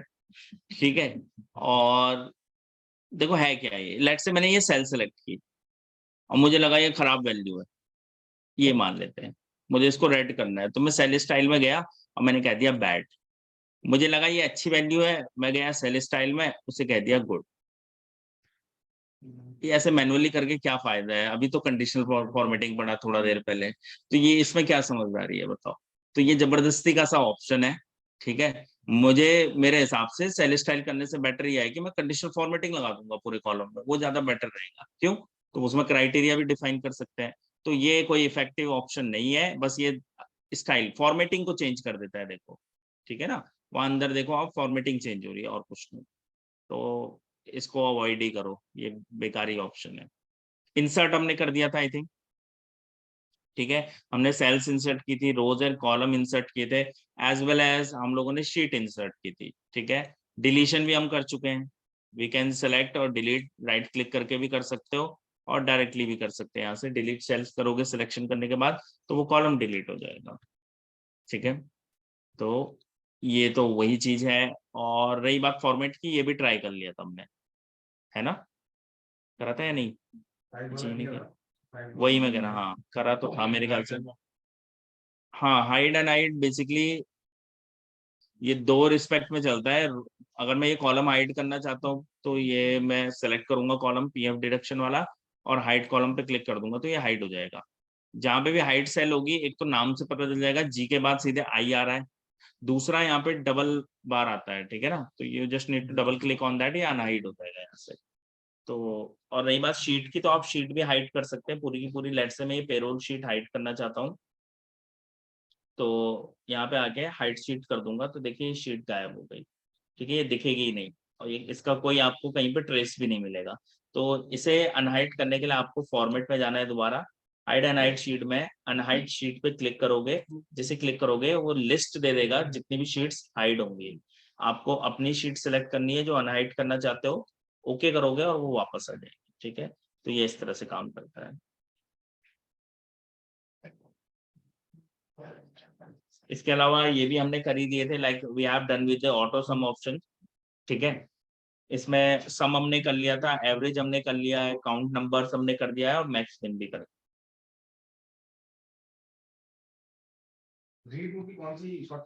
Control Y. हाँ जी।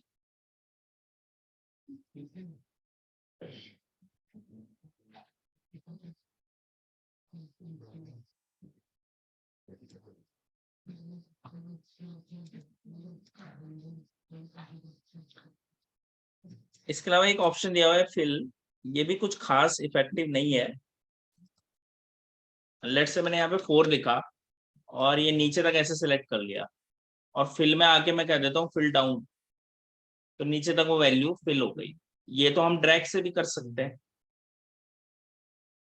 मुझे लेट से ऊपर तक 4 फिल करना है तो मैं ऐसे कर सकता हूँ चारों तरफ डायरेक्शन में। उसके लिए उसने यहाँ पे अलग से ऑप्शन दिए हुए हैं, डाउन, राइट, अप, लेफ्ट।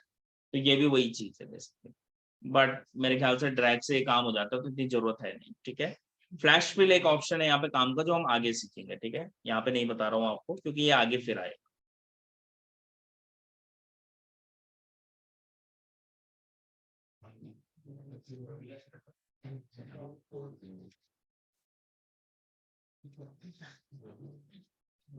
इसके अलावा ऑप्शन शॉर्ट एंड फिल्टर का है गाइस।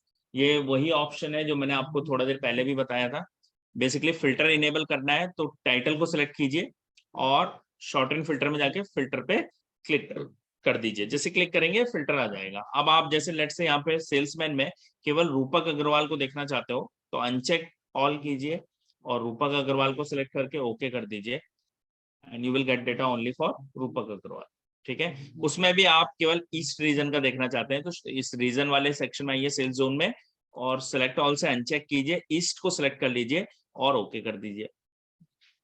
उसमें भी आप केवल ऑरेंज फ्रूट का देखना चाहते हो तो फ्रूट में आइए, सेलेक्ट ऑल को अनचेक कीजिए और सिलेक्ट कीजिए ऑरेंज। तो आपको ये केवल ऑरेंज फ्रूट का रूपक अग्रवाल का ईस्ट का डेटा दिखाई दे रहा है। तो इस तरह से शॉर्ट एंड फिल्टर की हेल्प से हम लोग डेटा को इंस्पेक्ट कर सकते हैं। ठीक है, टाइम टेकिंग होता है। जिन भी फील्ड्स में, जैसा मैंने पहले भी बताया आपको, जिन भी फील्ड्स में फिल्टर होगा ऊपर फनेल बन के आ रही होगी और जिनमें नहीं होगा वहां पे केवल एरो होगा। ठीक है, any time you want to remove filters just go there and clear filter from selected cells और टाइटल सेलेक्ट कीजिए। शॉर्ट एंड फिल्टर में जाके आप फिल्टर को हटा सकते हैं, एक साथ सारे फिल्टर भी हट जाएंगे और डेटा आपका वापस स्क्रीन पे पूरा आ जाएगा। ठीक है, तो ये है गाइस शॉर्ट एंड फिल्टर। इसके अलावा डेटा को शॉर्ट कर सकते हैं, like we can go with the sorting by A to Z. ठीक है, असेंडिंग ऑर्डर या descending order Z to A में। ऐसे नंबर्स के लिए भी ये आपको देता है हायर टू लोअर और लोअर टू हायर, यानी स्मॉलेस्ट टू लार्जेस्ट और लार्जेस्ट टू स्मॉलेस्ट। तो मैं लार्जेस्ट टू स्मॉलेस्ट सिलेक्ट करता हूँ तो ये लार्जेस्ट वैल्यू ऊपर आ गई और स्मॉलेस्ट जो होगी सबसे नीचे होगी। तो इस तरह से शॉर्ट एंड फिल्टर का यूज किया जाता है। ठीक है, तो रिपोर्ट्स वगैरह देखने के लिए या डेटा इंस्पेक्ट करने के लिए हम लोग इसका यूज करते हैं।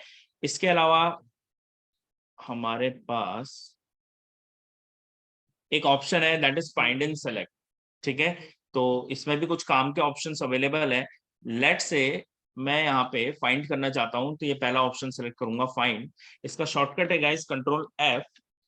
ठीक है, and whatever you want to search, let say मैं सर्च कर रहा हूँ नीति सिंह को। ठीक है, मैंने लिखा नीति सिंह और ओके किया, फाइंड नेक्स्ट किया तो देखिए जहाँ पे नीति आया है वहां पे सिलेक्शन दिखा रहा है। ठीक है, नेक्स्ट किया तो नहीं मिल रहा है, यानी कि यही एकमात्र एंट्री है इस नाम से। इसमें गाइस दो चीजें और हैं, like we have match cases and match entire cell content. ठीक है, मैं मैच केसेस पे क्लिक कर रहा हूं और यहाँ पे मैंने लिखा है लेट्स से अनु भंडारी। अनु भंडारी है क्या हमारी एंट्रीज में? दिख रहा है आप लोगों को?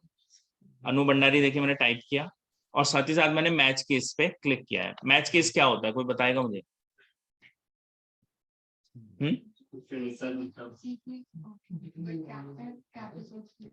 वेरी गुड, आपका नाम? कात्यायनी, सही कह रहे हो बिल्कुल। केसेस का मतलब यहाँ पे वो नहीं है, केसेस का मतलब होता है अपर केस लोअर केस जो होता है, that is the text style basically. जो भी कैप्स में लिखा जाता है उसे अपर केस कहा जाता है, जो स्मॉल लेटर्स में लिखा जाता है उसे लोअर केस कहा जाता है। इसके अलावा दो केसेस और हैं, एक होता है प्रॉपर केस जिसको टाइटल केस भी कहा जाता है, जिसमें पहला लेटर कैपिटल होता है। नाम हमेशा टाइटल केस या प्रॉपर केस में लिखा जाता है क्योंकि उसमें पहला लेटर क्या होता है आपका, कैपिटल होता है। और एक लास्ट केस और होता है जिसको सेंटेंस केस कहते हैं। सेंटेंस केस में ये होता है कि फुल स्टॉप के बाद जो वर्ड होता है पहला, उसका पहला लेटर कैपिटल होता है। तो ये चार केसेस है, upper lower proper and sentence case. ठीक है, सेंटेंस केस का यहाँ पे काम नहीं है क्योंकि वर्ड प्रोसेसिंग का कोई काम हम यहाँ पे करते नहीं, लेकिन अपर और लोअर केस का है। मैं देखो अनु भंडारी सर्च कर रहा हूँ, यहाँ पे लिखा भी है। ठीक है, क्या हो रहा है यार, ये रहा अनु भंडारी 12th एंट्री देखिए आप। और मैं इसको फाइंड नेक्स्ट करता हूं तो देखिए ये कह रहा है कि we couldn't find that you are looking for, जो आप एलिमेंट सर्च कर रहे हो मुझे नहीं मिल रहा, जबकि अनु भंडारी यहाँ पे है। ऐसा इसलिए है कि केस मैच नहीं। अगर मुझे एग्जैक्ट अनु भंडारी सर्च करना है तो I have to type A capital and B capital. अब फाइंड नेक्स्ट करता हूं तो देखिए अब मिल रहा है। ठीक है, अब पहुंच गया वो वहां पे। तो मैच केसेस ये काम करता है, यानी कि वो एग्जैक्ट सर्च करेगा केसेस के सेंस। दूसरा, लेट्स से मैं केवल अनु सर्च कर रहा हूं और मैंने फाइंड नेक्स्ट किया तो ये क्या अनु है? मैं अनु सर्च कर रहा हूं, क्या ये अनु है?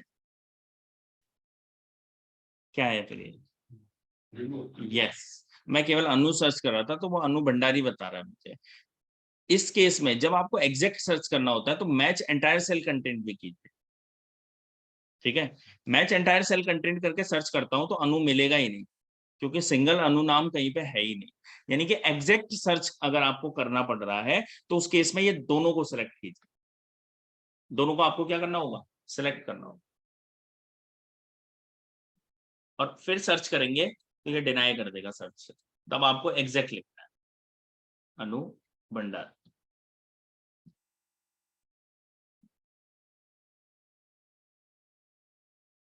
फाइंड नेक्स्ट किया, ये देखिए, ठीक है ना।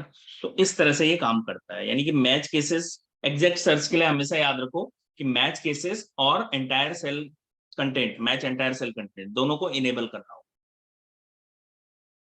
ठीक है, तो ये तो था फाइंड, तो कुछ भी फाइंड कर सकते हैं।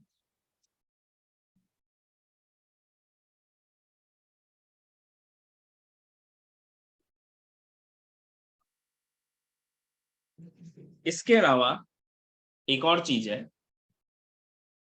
फाइंड एंड सेलेक्ट में दूसरा ऑप्शन देखिए, दैट इज रिप्लेस।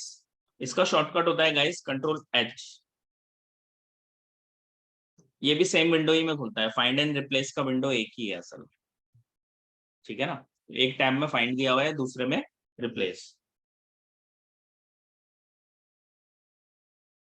ये कब काम आएगा, लेट्स से आपसे कोई गलती हो गई, सोनू भंडारी लिखना था, आप 10,000 बार लिख चुके अनु भंडारी, वहां पे ये काम करेगा।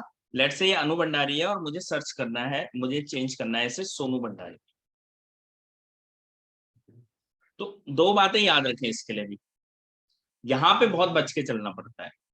एक तो इसका बेनिफिट भी है, बेनिफिट क्या है कि लेट से आपने कोई वर्ड यूज किया हुआ अपनी रिपोर्ट में या कुछ, और बाद में बॉस आके आगे कहता है कि ये नहीं ये यूज करो, और आप लिख चुके हो उसे 1000 टाइम, तो आप एक सिंगल क्लिक में उसे एक साथ क्या कर सकते हैं, कन्वर्ट कर सकते हैं। एक ये इसका बेनिफिट है, एक शॉट में जो है सारा क्लियर हो जाएगा। लेकिन उसमें बहुत बच के चलना पड़ेगा, यहाँ पे मैच केस और मैच एंटायर सेल कंटेंट का काम बहुत बढ़ जाता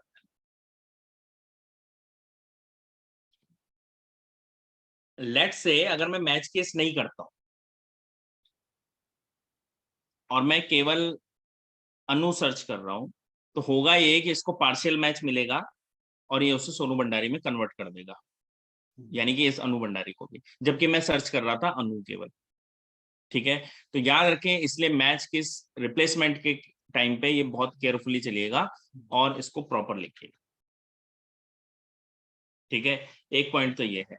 आई होप आप लोगों ने 3 इडियट्स देखी होगी, उसमें जो जो है जो स्पीच चेंज करता है वो इसी टूल के हेल्प से करता है, याद होगा। ठीक है ना, ये वही टूल था असल। अब यहाँ पे इसका बेनिफिट क्या है कि यहाँ पे नीचे एक ऑप्शन दिख रहा है फाइंड नेक्स्ट, या तो आप एक एक करके फाइंड कीजिए और फिर रिप्लेस कीजिए। दूसरा एक पहले सबसे पहला ऑप्शन है रिप्लेस ऑल, एक सिंगल हिट पे बिना बताए आपको ये पूरी वैल्यूज चेंज कर देगा। ठीक है, तो मैं रिप्लेस ऑल करता हूं जैसे ही, तो ये देखिए रिप्लेस हो गया। ठीक है ना,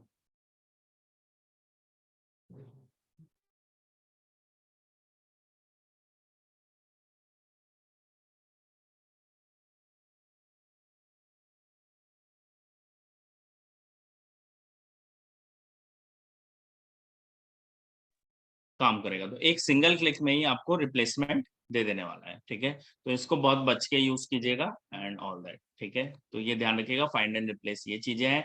इसके अलावा और ऑप्शंस की तरफ मूव करते हैं। We have go to option. Go to basically क्या बताता है, आपको किसी स्पेसिफिक प्लेस में जाना है, जंप करना है, तो उसके लिए गो टू यूज होता है। Just click on go to. तो यहाँ पे लिस्ट हमेशा देखो, याद रखिएगा टेबल्स की आएगी, नहीं तो ये ब्लैंक दिखेगा। टेबल्स यानी कि जो आपने बिठा लिया फॉर्मेट एज टेबल की हो, अगर नॉर्मल टेबल बनाई है ऑल बॉर्डर्स देखे, वो यहाँ पे नहीं दिखती। यहाँ पे केवल वो टेबल दिखेंगे जिनको आपने फॉर्मेट एज टेबल किया है पहली बार। तो मेरे पास देखो 2 टेबल दिख रही है, जबकि इसमें बहुत सारी शीट है, बता दूं आपको, इसमें हर शीट में एक टेबल है, बट ये सारी रिकॉग्नाइज नहीं कर रहा है। ये केवल वही रिकॉग्नाइज कर रहा है जिन्हें मैंने फॉर्मेट एज टेबल किया है, पहली बात ये है। तो किसी स्पेसिफिक टेबल में जंप करना है, वहां जाके ओके कर दीजिए, देखिए वहां जंप करा देगा आपको। ठीक है, तो ये दूसरी शीट में है, वहां जंप करा दिया इसके अंदर। इसके अलावा आप गो टू की हेल्प से किसी स्पेसिफिक सेल में जा सकते हैं। लेट से मैं जाना चाहता हूँ Z20 पे, मैं लिखूंगा यहाँ Z20 और ओके कर दूंगा, तो ये देखिए Z20 सेल पे मुझे ये जंप करा देगा। ठीक है,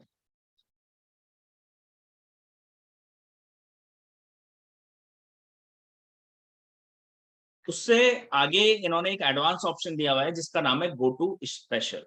you just need to click on this. जैसे ही क्लिक करोगे तो यहाँ पे कुछ ऑप्शंस आपको देता है, लाइक नोट्स में आप जंप कर सकते हैं, कॉन्स्टेंट्स में आप जंप कर सकते हैं, ठीक है, या हाईलाइट करा सकते हैं। मैं कॉन्स्टेंट पे क्लिक करता हूँ जैसे, तो कॉन्स्टेंट पे क्लिक करने के बाद ये देखिए मेरा कॉन्स्टेंट सेलेक्ट किया मैंने, ओके किया, तो देखिए आपके टेबल में जो वैल्यू कॉन्स्टेंट्स है, फिक्स है, वो हाईलाइट हो गई। ये देखिए जो शेड में देख रहे हो आप, शेडो हो गई है, वो कांस्टेंट है, बाकी सब में फॉर्मूला लगाया सिर्फ, ठीक है, तो वो हाईलाइट हो गई।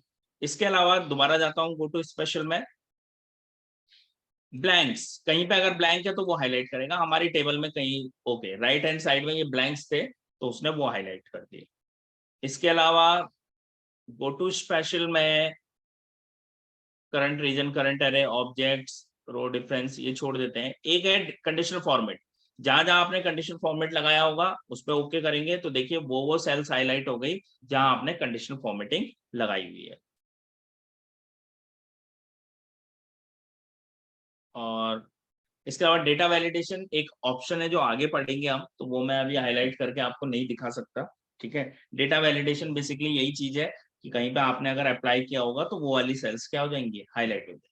ठीक है, इसके अलावा सिलेक्शन पेन करके एक ऑप्शन दिया हुआ है, ये भी अभी काम का नहीं है हमारे, ये ऑब्जेक्ट्स को रिप्रेजेंट करता है। जब हम एक्सटर्नल ऑब्जेक्ट्स को यहाँ पे एक्सेल में लेके आते हैं, लाइक इमेजेस, आइकन्स या इस तरह की चीजें अगर इंसर्ट करोगे तो वो इस राइट साइड वाले पैनल पे दिखाई देंगी, जो कि अभी खाली है।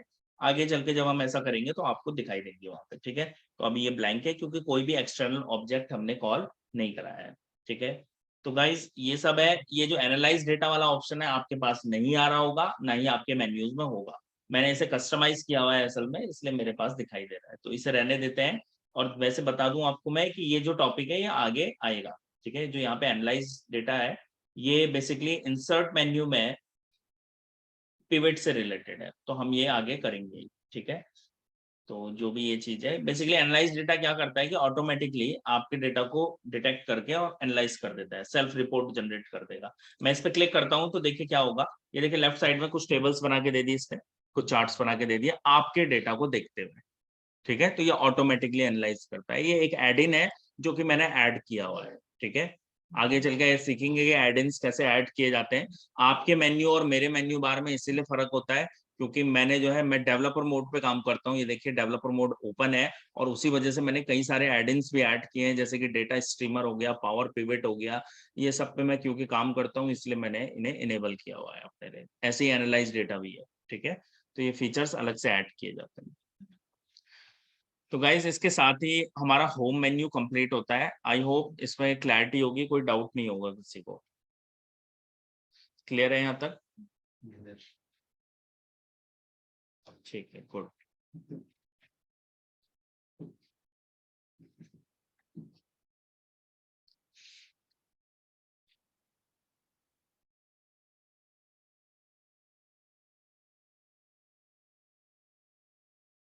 सो गाइज अब हम लोग मूव करेंगे इंसर्ट मेन्यू की तरफ। This is our second menu और सबसे इंपॉर्टेंट पॉइंट है यहाँ पे पिवट टेबल हमें यहाँ पे करना है। ठीक है, एक 2 मिनट का ब्रेक ले रहे हैं, शॉर्ट ब्रेक, उसके बाद हम लोग पिवट शुरू करेंगे और सीखेंगे। बहुत ही इंपॉर्टेंट फीचर है जो कि हमें बहुत काम आने वाला है। ठीक है, सो अलाउ मी 2 मिनट्स, फिर आगे कंटिन्यू कर रहे हैं हम लोग।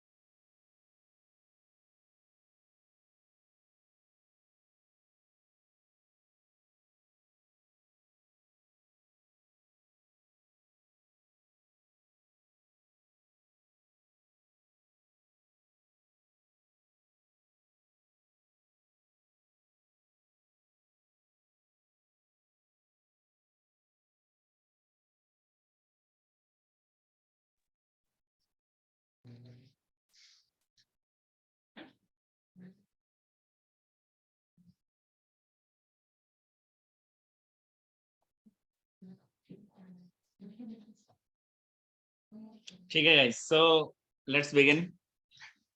Okay, so now we are going to start insert menu, और इसमें सबसे इंपॉर्टेंट फीचर है that is pivot. Pivot word का मतलब क्या होता है? हाँ जी, कस्टमाइज और कुछ. पिवट होता है वैसे सेंट्रलाइज्ड, ठीक है, सेंट्रलाइज्ड कहते हैं पिवट. ठीक है, बेसिकली नाम है, फीचर का नाम है पिवट टेबल. तो अभी तक क्या कर रहे थे? टेबल ही तो बना रहे हैं, isn't it?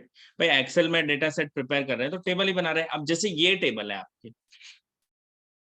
यहाँ पे बेसिकली कुछ ट्रांजेक्शन्स दिख रहे हैं, और अब लेट से एक आइडिया लेके चलते हैं. मान लेते हैं पिवट नाम का कोई फीचर है नहीं, शॉर्ट एंड फिल्टर है हमारे पास. आपने मुझे पूछा कोलकाता में गवर्नमेंट सेक्टर में कितने की सेल्स हुई है. तो यहाँ पे गाइस आप क्या करोगे, शॉर्ट एंड फिल्टर की हेल्प से इधर से तो शॉर्ट करोगे गवर्नमेंट,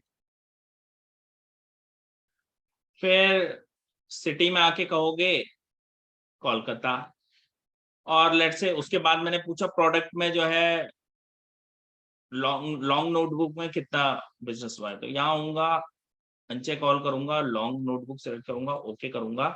ये आने के बाद जब यहाँ पे ग्रॉस सेल आएगी या सेल्स अमाउंट आएगी, तो मैं यहाँ पे आके इसको क्या करूंगा, सम करके, और फिर आपको आउटपुट बता पाऊंगा. इस सब में लग जाता है बहुत ज्यादा टाइम. अभी थोड़ा देर बाद आपसे कुछ और पूछ लिया जाए, दोबारा आओगे, आपसे पूछा किसी ने मिड मार्केट में कितना है, ये हटा दोगे, मिड मार्केट सेलेक्ट करोगे, फिर ये चेंज करोगे, फिर सम करोगे, फिर बताओगे. It will take too much time. इस सब काम में बहुत ज्यादा टाइम आपका खराब हो जाता है असल में, बात ये. तो इसी चीज को अवॉइड करने के लिए हमारे पास ये फीचर है पिवट टेबल. अल्टीमेटली बात ये है, ये भी एक टेबल ही का टाइप है और टेबल ही बनाएगा आपके लिए, लेकिन वो टेबल सेंट्रलाइज्ड होगी, मोर ऑर्गेनाइज्ड होगी. और ये जो क्वेश्चन मैं पूछ रहा हूँ, ये जो मैंने अभी आपको बताए क्वेश्चन, ये इनका जवाब देना आपको वहां से ज्यादा आसान पड़ेगा. कैसे इसको समझते आइए, और इसको जब बना के देखेंगे तभी समझ में आएगा बात के.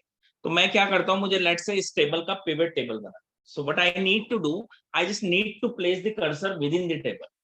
मुझे अपना कर्सर कमांड क्या रखना है, टेबल के अंदर कहीं भी रख देना है, और मुझे क्लिक करना है यहाँ पे पिवट टेबल पे, फ्रॉम टेबल रेंज. इस पे क्लिक किया, जैसे क्लिक करोगे एक डायलॉग बॉक्स खुल के आएगा, and it will ask you for selection. तो सिलेक्शन तो इसने खुद ही कर दिया, वो डॉटेड लाइन दिख रही है बॉर्डर्स पे, वो इसलिए सिलेक्शन सही हुआ, याद रखिएगा, क्योंकि कर्सर अंदर था. अगर बाहर होता तो बिडालिया सही से नहीं होता बेसिकली. ठीक है, तो यहाँ पे हमें चाहिए कि कर्सर हमेशा टेबल के अंदर हो. अब ये रेंज इसने डिफाइन कर लिया खुद से. दो चॉइस दे रहा है, न्यू वर्कशीट, यानी ये पिवट बनेगा कहाँ पे बनाना चाहते हैं, तो दो चॉइस दे रहा है. एक कह रहा है न्यू वर्कशीट, एक कह रहा है एग्जिस्टिंग. न्यू वर्कशीट अगर सेलेक्ट करते हैं तो एक नई शीट ऐड हो जाएगी और वहां पे टेबल बन जाएगी. इसके अलावा एग्जिस्टिंग का मतलब ये है कि हम लोग, हेमराज, अगर मैं एग्जिस्टिंग करता हूं तो वहां पे लोकेशन पूछ रहा है, आपको एग्जिस्टिंग पे क्लिक करके उसको लोकेशन बतानी होगी उसी सीट में, विद इन सीट. मैं बगल में बता दूं तो बगल में बन जाएगा, ठीक बगल में. तो ये आपकी चॉइस पे डिपेंड करता है कि आप कहाँ चाहते हो इसे. असल में डेटा काफी बड़ा है तो मैं सेम शीट में इस काम को नहीं करूंगा, मैं लेके जाऊंगा इसे न्यू वर्कशीट पे. तो मैं सेलेक्ट कर रहा हूँ न्यू वर्कशीट, ओके करता हूं. जैसे ही ओके करूंगा ये एक नई शीट ऐड हो जाती है पिवट के लिए, और अभी ये ब्लैंक, इसमें कुछ भी नहीं है. ठीक है, अब यहाँ पे ब्लैंक पिवट टेबल बना हुआ है, यानी अभी तक टेबल बना नहीं है. राइट हैंड साइड पे पिवट टेबल फील्ड करके एक ऑप्शन हमारे पास आया है. ठीक है, now what we can do, अभी हमें क्या करना है, बेसिकली जो भी फील्ड्स थे आपके टेबल, वो देखिए यहाँ पे लिस्ट आउट हो गए, date, segment, city and everything. और बहुत ज्यादा फील्ड है, जितने हैं सारे यहाँ पे आते हैं. नीचे ड्रैग फील्ड बिटवीन एरिया करके चार ऑप्शन दिए आ रहे हैं. एक में लिखा है फिल्टर, एक में लिखा है कॉलम, एक में लिखा है रोज, और एक में लिखा है वैल्यू. बेसिकली करना क्या होता है, इन फील्ड्स को इन चारों सेक्शंस में आपको बताना होता है, डिफाइन करना होता है, और तब जाके आपकी पिवट टेबल बनती है. तो ये काम बड़ा सोच समझ के करना होता है, इसलिए पहले ये चारों फील्ड के बारे में पता होना चाहिए कि कहाँ क्या रखना है. बहुत ध्यान से सुनिएगा, एक वैल्यूज करके फील्ड है, क्या लग रहा है उसके नाम से, क्या रखा जाएगा यहाँ? Exactly, numbers. ऐसा कोई भी फील्ड जिसकी आपको कैलकुलेशन रिक्वायर्ड हो, जैसे सम ऑफ सेल्स, या एवरेज ऑफ सेल्स, कुछ भी ऐसा अगर है तो वो वैल्यूज में रखा जाएगा। ये टेक्स्ट फील्ड को नहीं रख सकता, ये भी सुन लो, टेक्स्ट फील्ड को ये ऑप्ट नहीं कर सकता, ये केवल नंबर फील्ड को ही लेने वाला है। ठीक है, क्लैरिटी है इसमें? ठीक, डायगनली देखोगे तो एक फिल्टर करके ऑप्शन, नाम से ही पता लग रहा है फिल्टर करेगा ये, यानी कि रिपोर्ट का फिल्टर आप लगाना चाहते हो किस बेसिस पे, वो फील्ड यहाँ पे डिफाइन करोगे। और जब फिल्टर लगेगा गाइस तो ऑब्वियसली वो टेक्स्ट बेसिस पे होगा। ठीक है, तो यहाँ पे टेक्स्ट आएगा। ठीक, अपोजिट चलते हैं तो diagonally rose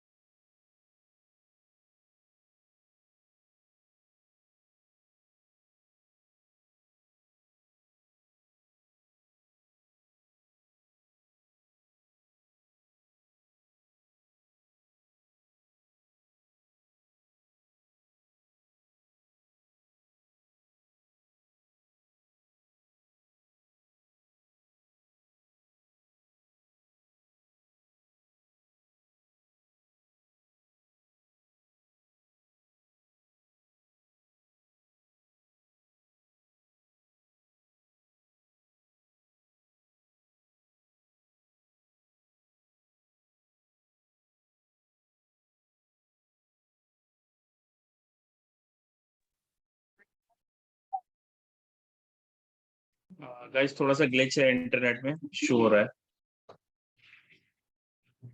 okay guys, so let's get back to the work. Screen दिख रहा है सबको, ऑनलाइन कैंडिडेट्स?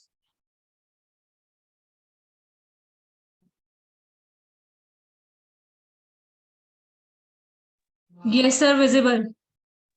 ऑलराइट, ठीक है। सो गाइस, मैंने सेगमेंट को डिफाइन किया फिल्टर्स में। बेसिकली रिपोर्ट का फिल्टर जिस बेसिस पे क्रिएट होना है वो मैंने रखा है। और अब बात करते हैं वैल्यूज की। तो वैल्यूज में रखना प्रेफर करूंगा मैं सेल्स अमाउंट को। तो उठा के यहाँ से ये देखिए इस तरह से ड्रॉप कर देता हूँ सेल्स अमाउंट को। सम ऑफ सेल्स अमाउंट हो गया। कैलकुलेशन सब्जेक्टिव है, हो सकता है आपको सम ना करना हो, एवरेज निकालना हो, तो यहाँ पे वैल्यू फील्ड सेटिंग करके हम इसे चेंज कर सकते हैं कैलकुलेशन को। ठीक है, वो हम आगे देखेंगे।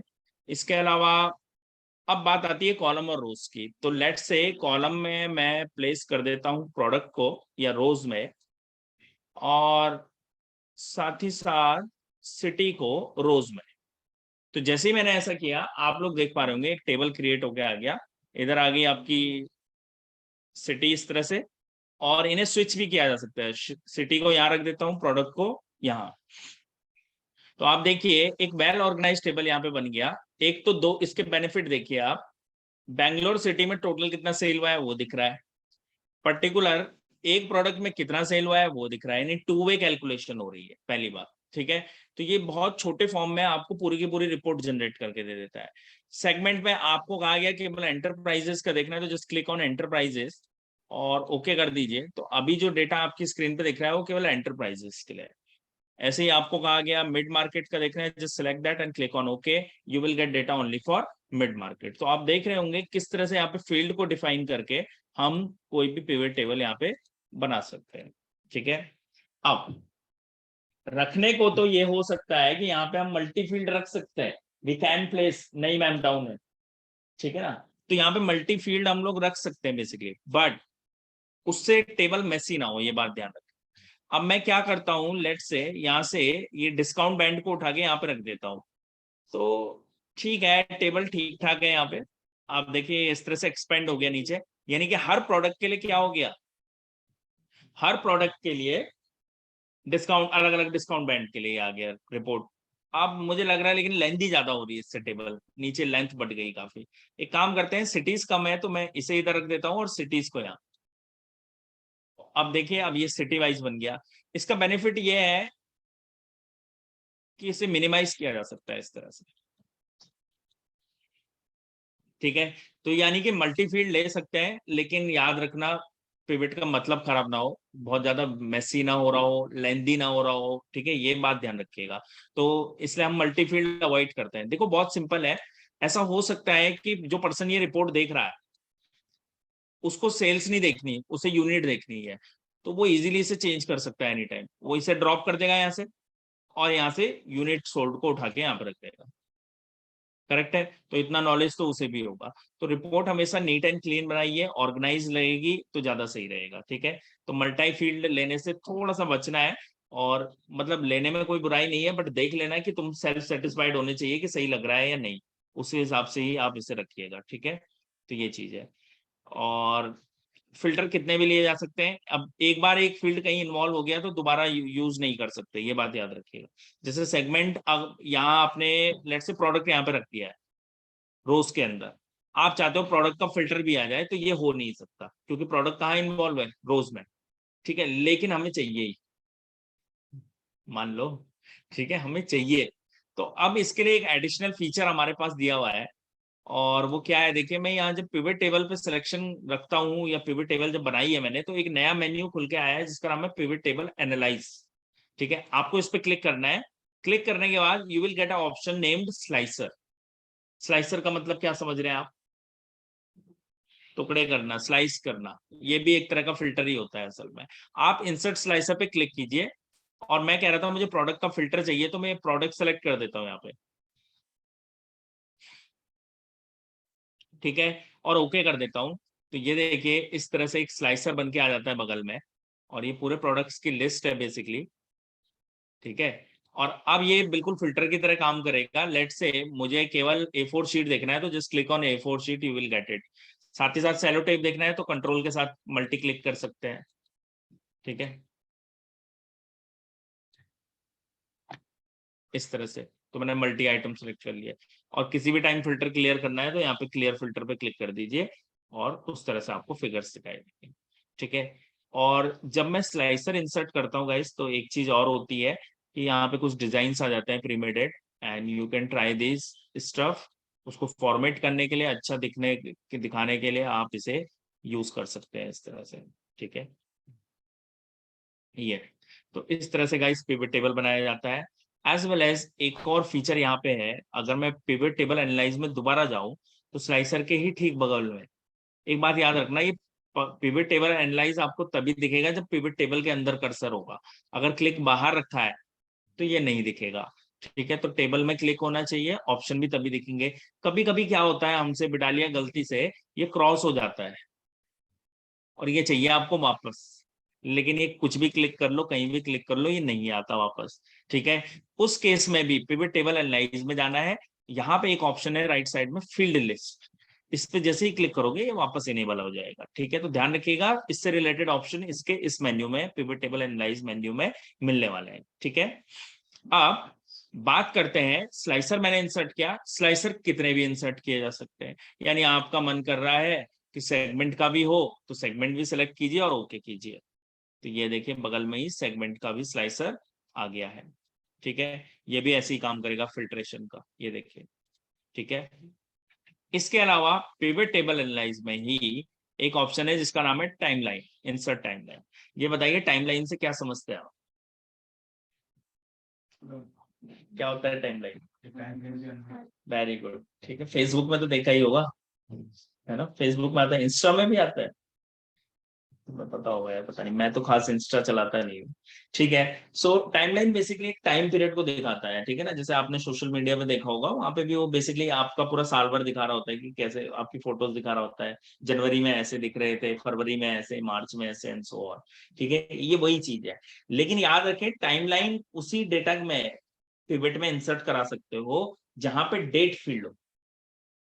और जब भी ट्रांजेक्शनल डेटा होगा, हमेशा याद रखना डेट फील्ड तो होगा ही होगा, और यहाँ पे भी है। हमारे पास पहला फील्ड देखिए डेट है। ठीक है, तो टाइमलाइन इंसर्ट करने के लिए, क्योंकि टाइम रिलेटेड ये कॉन्सेप्ट है, तो आपको टाइम का, डेट का डेटा टाइप चाहिए। तो हमारे पास डेट अवेलेबल है। आप जैसे ही क्लिक करेंगे इंसर्ट टाइमलाइन पे, मजेदार बात यह है कि देखिए कोई और फील्ड दिखाई भी नहीं दे रहा है, केवल डेट ही दिख रहा है, क्योंकि इससे केवल डेट ही इंसर्ट की जा सकती है। करेक्ट है, और कोई फील्ड आ ही नहीं रहा है। तो मैं डेट को सिलेक्ट करता हूँ और ओके पे हिट कर देता हूँ। जैसे ही क्लिक करूंगा, ये देखिए यहाँ पे टाइमलाइन आ गया। ठीक है, अब इसे थोड़ा वाइट कर दिया मैंने। तो आप देख रहे होंगे ये मल्टी मंथ, कई मंथ्स का हमारे पास, एक तो हमारे पास मंथ का डेटा नहीं था, हमारे पास डेट्स थी। इंटरेस्टिंग ये है कि उस डेट्स को उसने मंथ में कन्वर्ट कर दिया। अब हम मंथ वाइज भी देख सकते हैं एट द सेम टाइम। ठीक है ना, बिटा लिया, जनवरी फरवरी का देखना है सेल्स, मार्च का देखना है। अब इसीलिए इसको पिवट कहा जा रहा है। आप देखिए एक ही जगह पे सब काम आप कर पा रहे हैं। ठीक है ना, हर व्यू आप ला सकते हैं, कहने का मतलब ये। मई, जून, जुलाई, अगस्त, सितंबर, अक्टूबर, नवंबर, दिसंबर। ठीक है, तो पूरे 1 ईयर के ट्रांजेक्शन है। दूसरा, ऐसा हो सकता था कि ये मल्टी ईयर का डेटा होता, यानी कि 2017 भी, 18 भी, 19 भी, 20 भी। उस केस में गाइस ये ऊपर देखिए ड्रॉप डाउन अवेलेबल है। आप चाहे तो इसको ईयर्स में कन्वर्ट कर लेते, तब आपको ईयरली भी दिखाई देता। यानी डेट फील्ड के, देखो डेट फील्ड की एक बहुत इंपॉर्टेंस है भाई हमारे फील्ड में। ठीक है, याद रखिएगा, डेट फील्ड के अंदर इनबिल्ट हायरार्की हो, जैसे मैंने पहले भी बताया होगा। सबसे छोटी यूनिट है यहाँ पे डेज। डेज के ऊपर आता है वीक, वीक के ऊपर आता है मंथ, मंथ से ऊपर आता है क्वार्टर, और क्वार्टर से ऊपर आता है ईयर। ये उसके नेचर में है ये बात, और उसी को यूटिलाइज करता है ये ऑप्शन। और यहाँ पे चॉइस है, हम ईयर वाइज कन्वर्ट कर सकते हैं। ये देखिए 2017 आ गया क्योंकि सिंगल ईयर डेटा है, लेकिन यहाँ पे सिंगल ईयर है तो क्वार्टर करना ज्यादा बेटर रहेगा। मैं अगर इसे क्वार्टर्स कर देता हूं, तो अब मजेदार बात यह है कि Q1 का डेटा दिखेगा, Q2 का दिखेगा, Q3 एंड Q4। यानी इस तरह से रिपोर्ट आप क्रिएट कर सकते हैं। ठीक है ना, अब जैसे मल्टी ईयर डेटा होता तो मैं क्या करता, ये मैंने क्वार्टर इंसर्ट किया, और साथ ही साथ पिवट टेबल एनालाइज में जाके एक और टाइमलाइन इंसर्ट कराता, और गाइस उसको कन्वर्ट कर देता ईयर में। अब इससे क्या होगा, यस, मल्टी ईयर का अलग अलग क्वार्टर्स का आप डेटा देख सकते हैं एट द सेम टाइम। समझ गए? तो ये सब पॉसिबिलिटी किसके साथ पॉसिबल है? पिवट के साथ। यानी कि बना तो अल्टीमेटली टेबल ही रहे, ये एक टेबल है लेकिन ये ऑर्डिनरी टेबल नहीं है। आपको अगर यही डेटा यहाँ पे मैं इंस्पेक्ट कराने को बोलूं तो बात बात पे आपको शॉर्ट एंड फिल्टर लगाना और हटाना पड़ेगा, जिसमें कि बहुत ज्यादा टाइम मेल्ट होता है हमारा। यहाँ पे यही टेबल देखिए आप बिल्कुल वेल ऑर्गेनाइज मैनर में, यहाँ पे सिंक्रोनाइज मैनर में आपके सामने आ गई है, इसीलिए इसको सेंट्रलाइज्ड कहा जाता है। ठीक है ना? अब यहाँ पे चीजें आसान है, इजीली आप ये रिपोर्ट्स को किसी को समझा सकते हैं, कोई भी इसे इजीली देख के जज कर सकता है, और इसी वजह से इस ऑप्शन की इतनी डिमांड होती है। ठीक है, तो मैनेजमेंट लेवल पे ये बहुत इंपॉर्टेंट है। ठीक है, और इस तरह से इसका यूज किया जाता है। ठीक है, so let me do one thing, ये डेटा सेट मैं आपको भेजता हूँ। ठीक है, ताकि आप लोग इससे प्रैक्टिस कर सकें।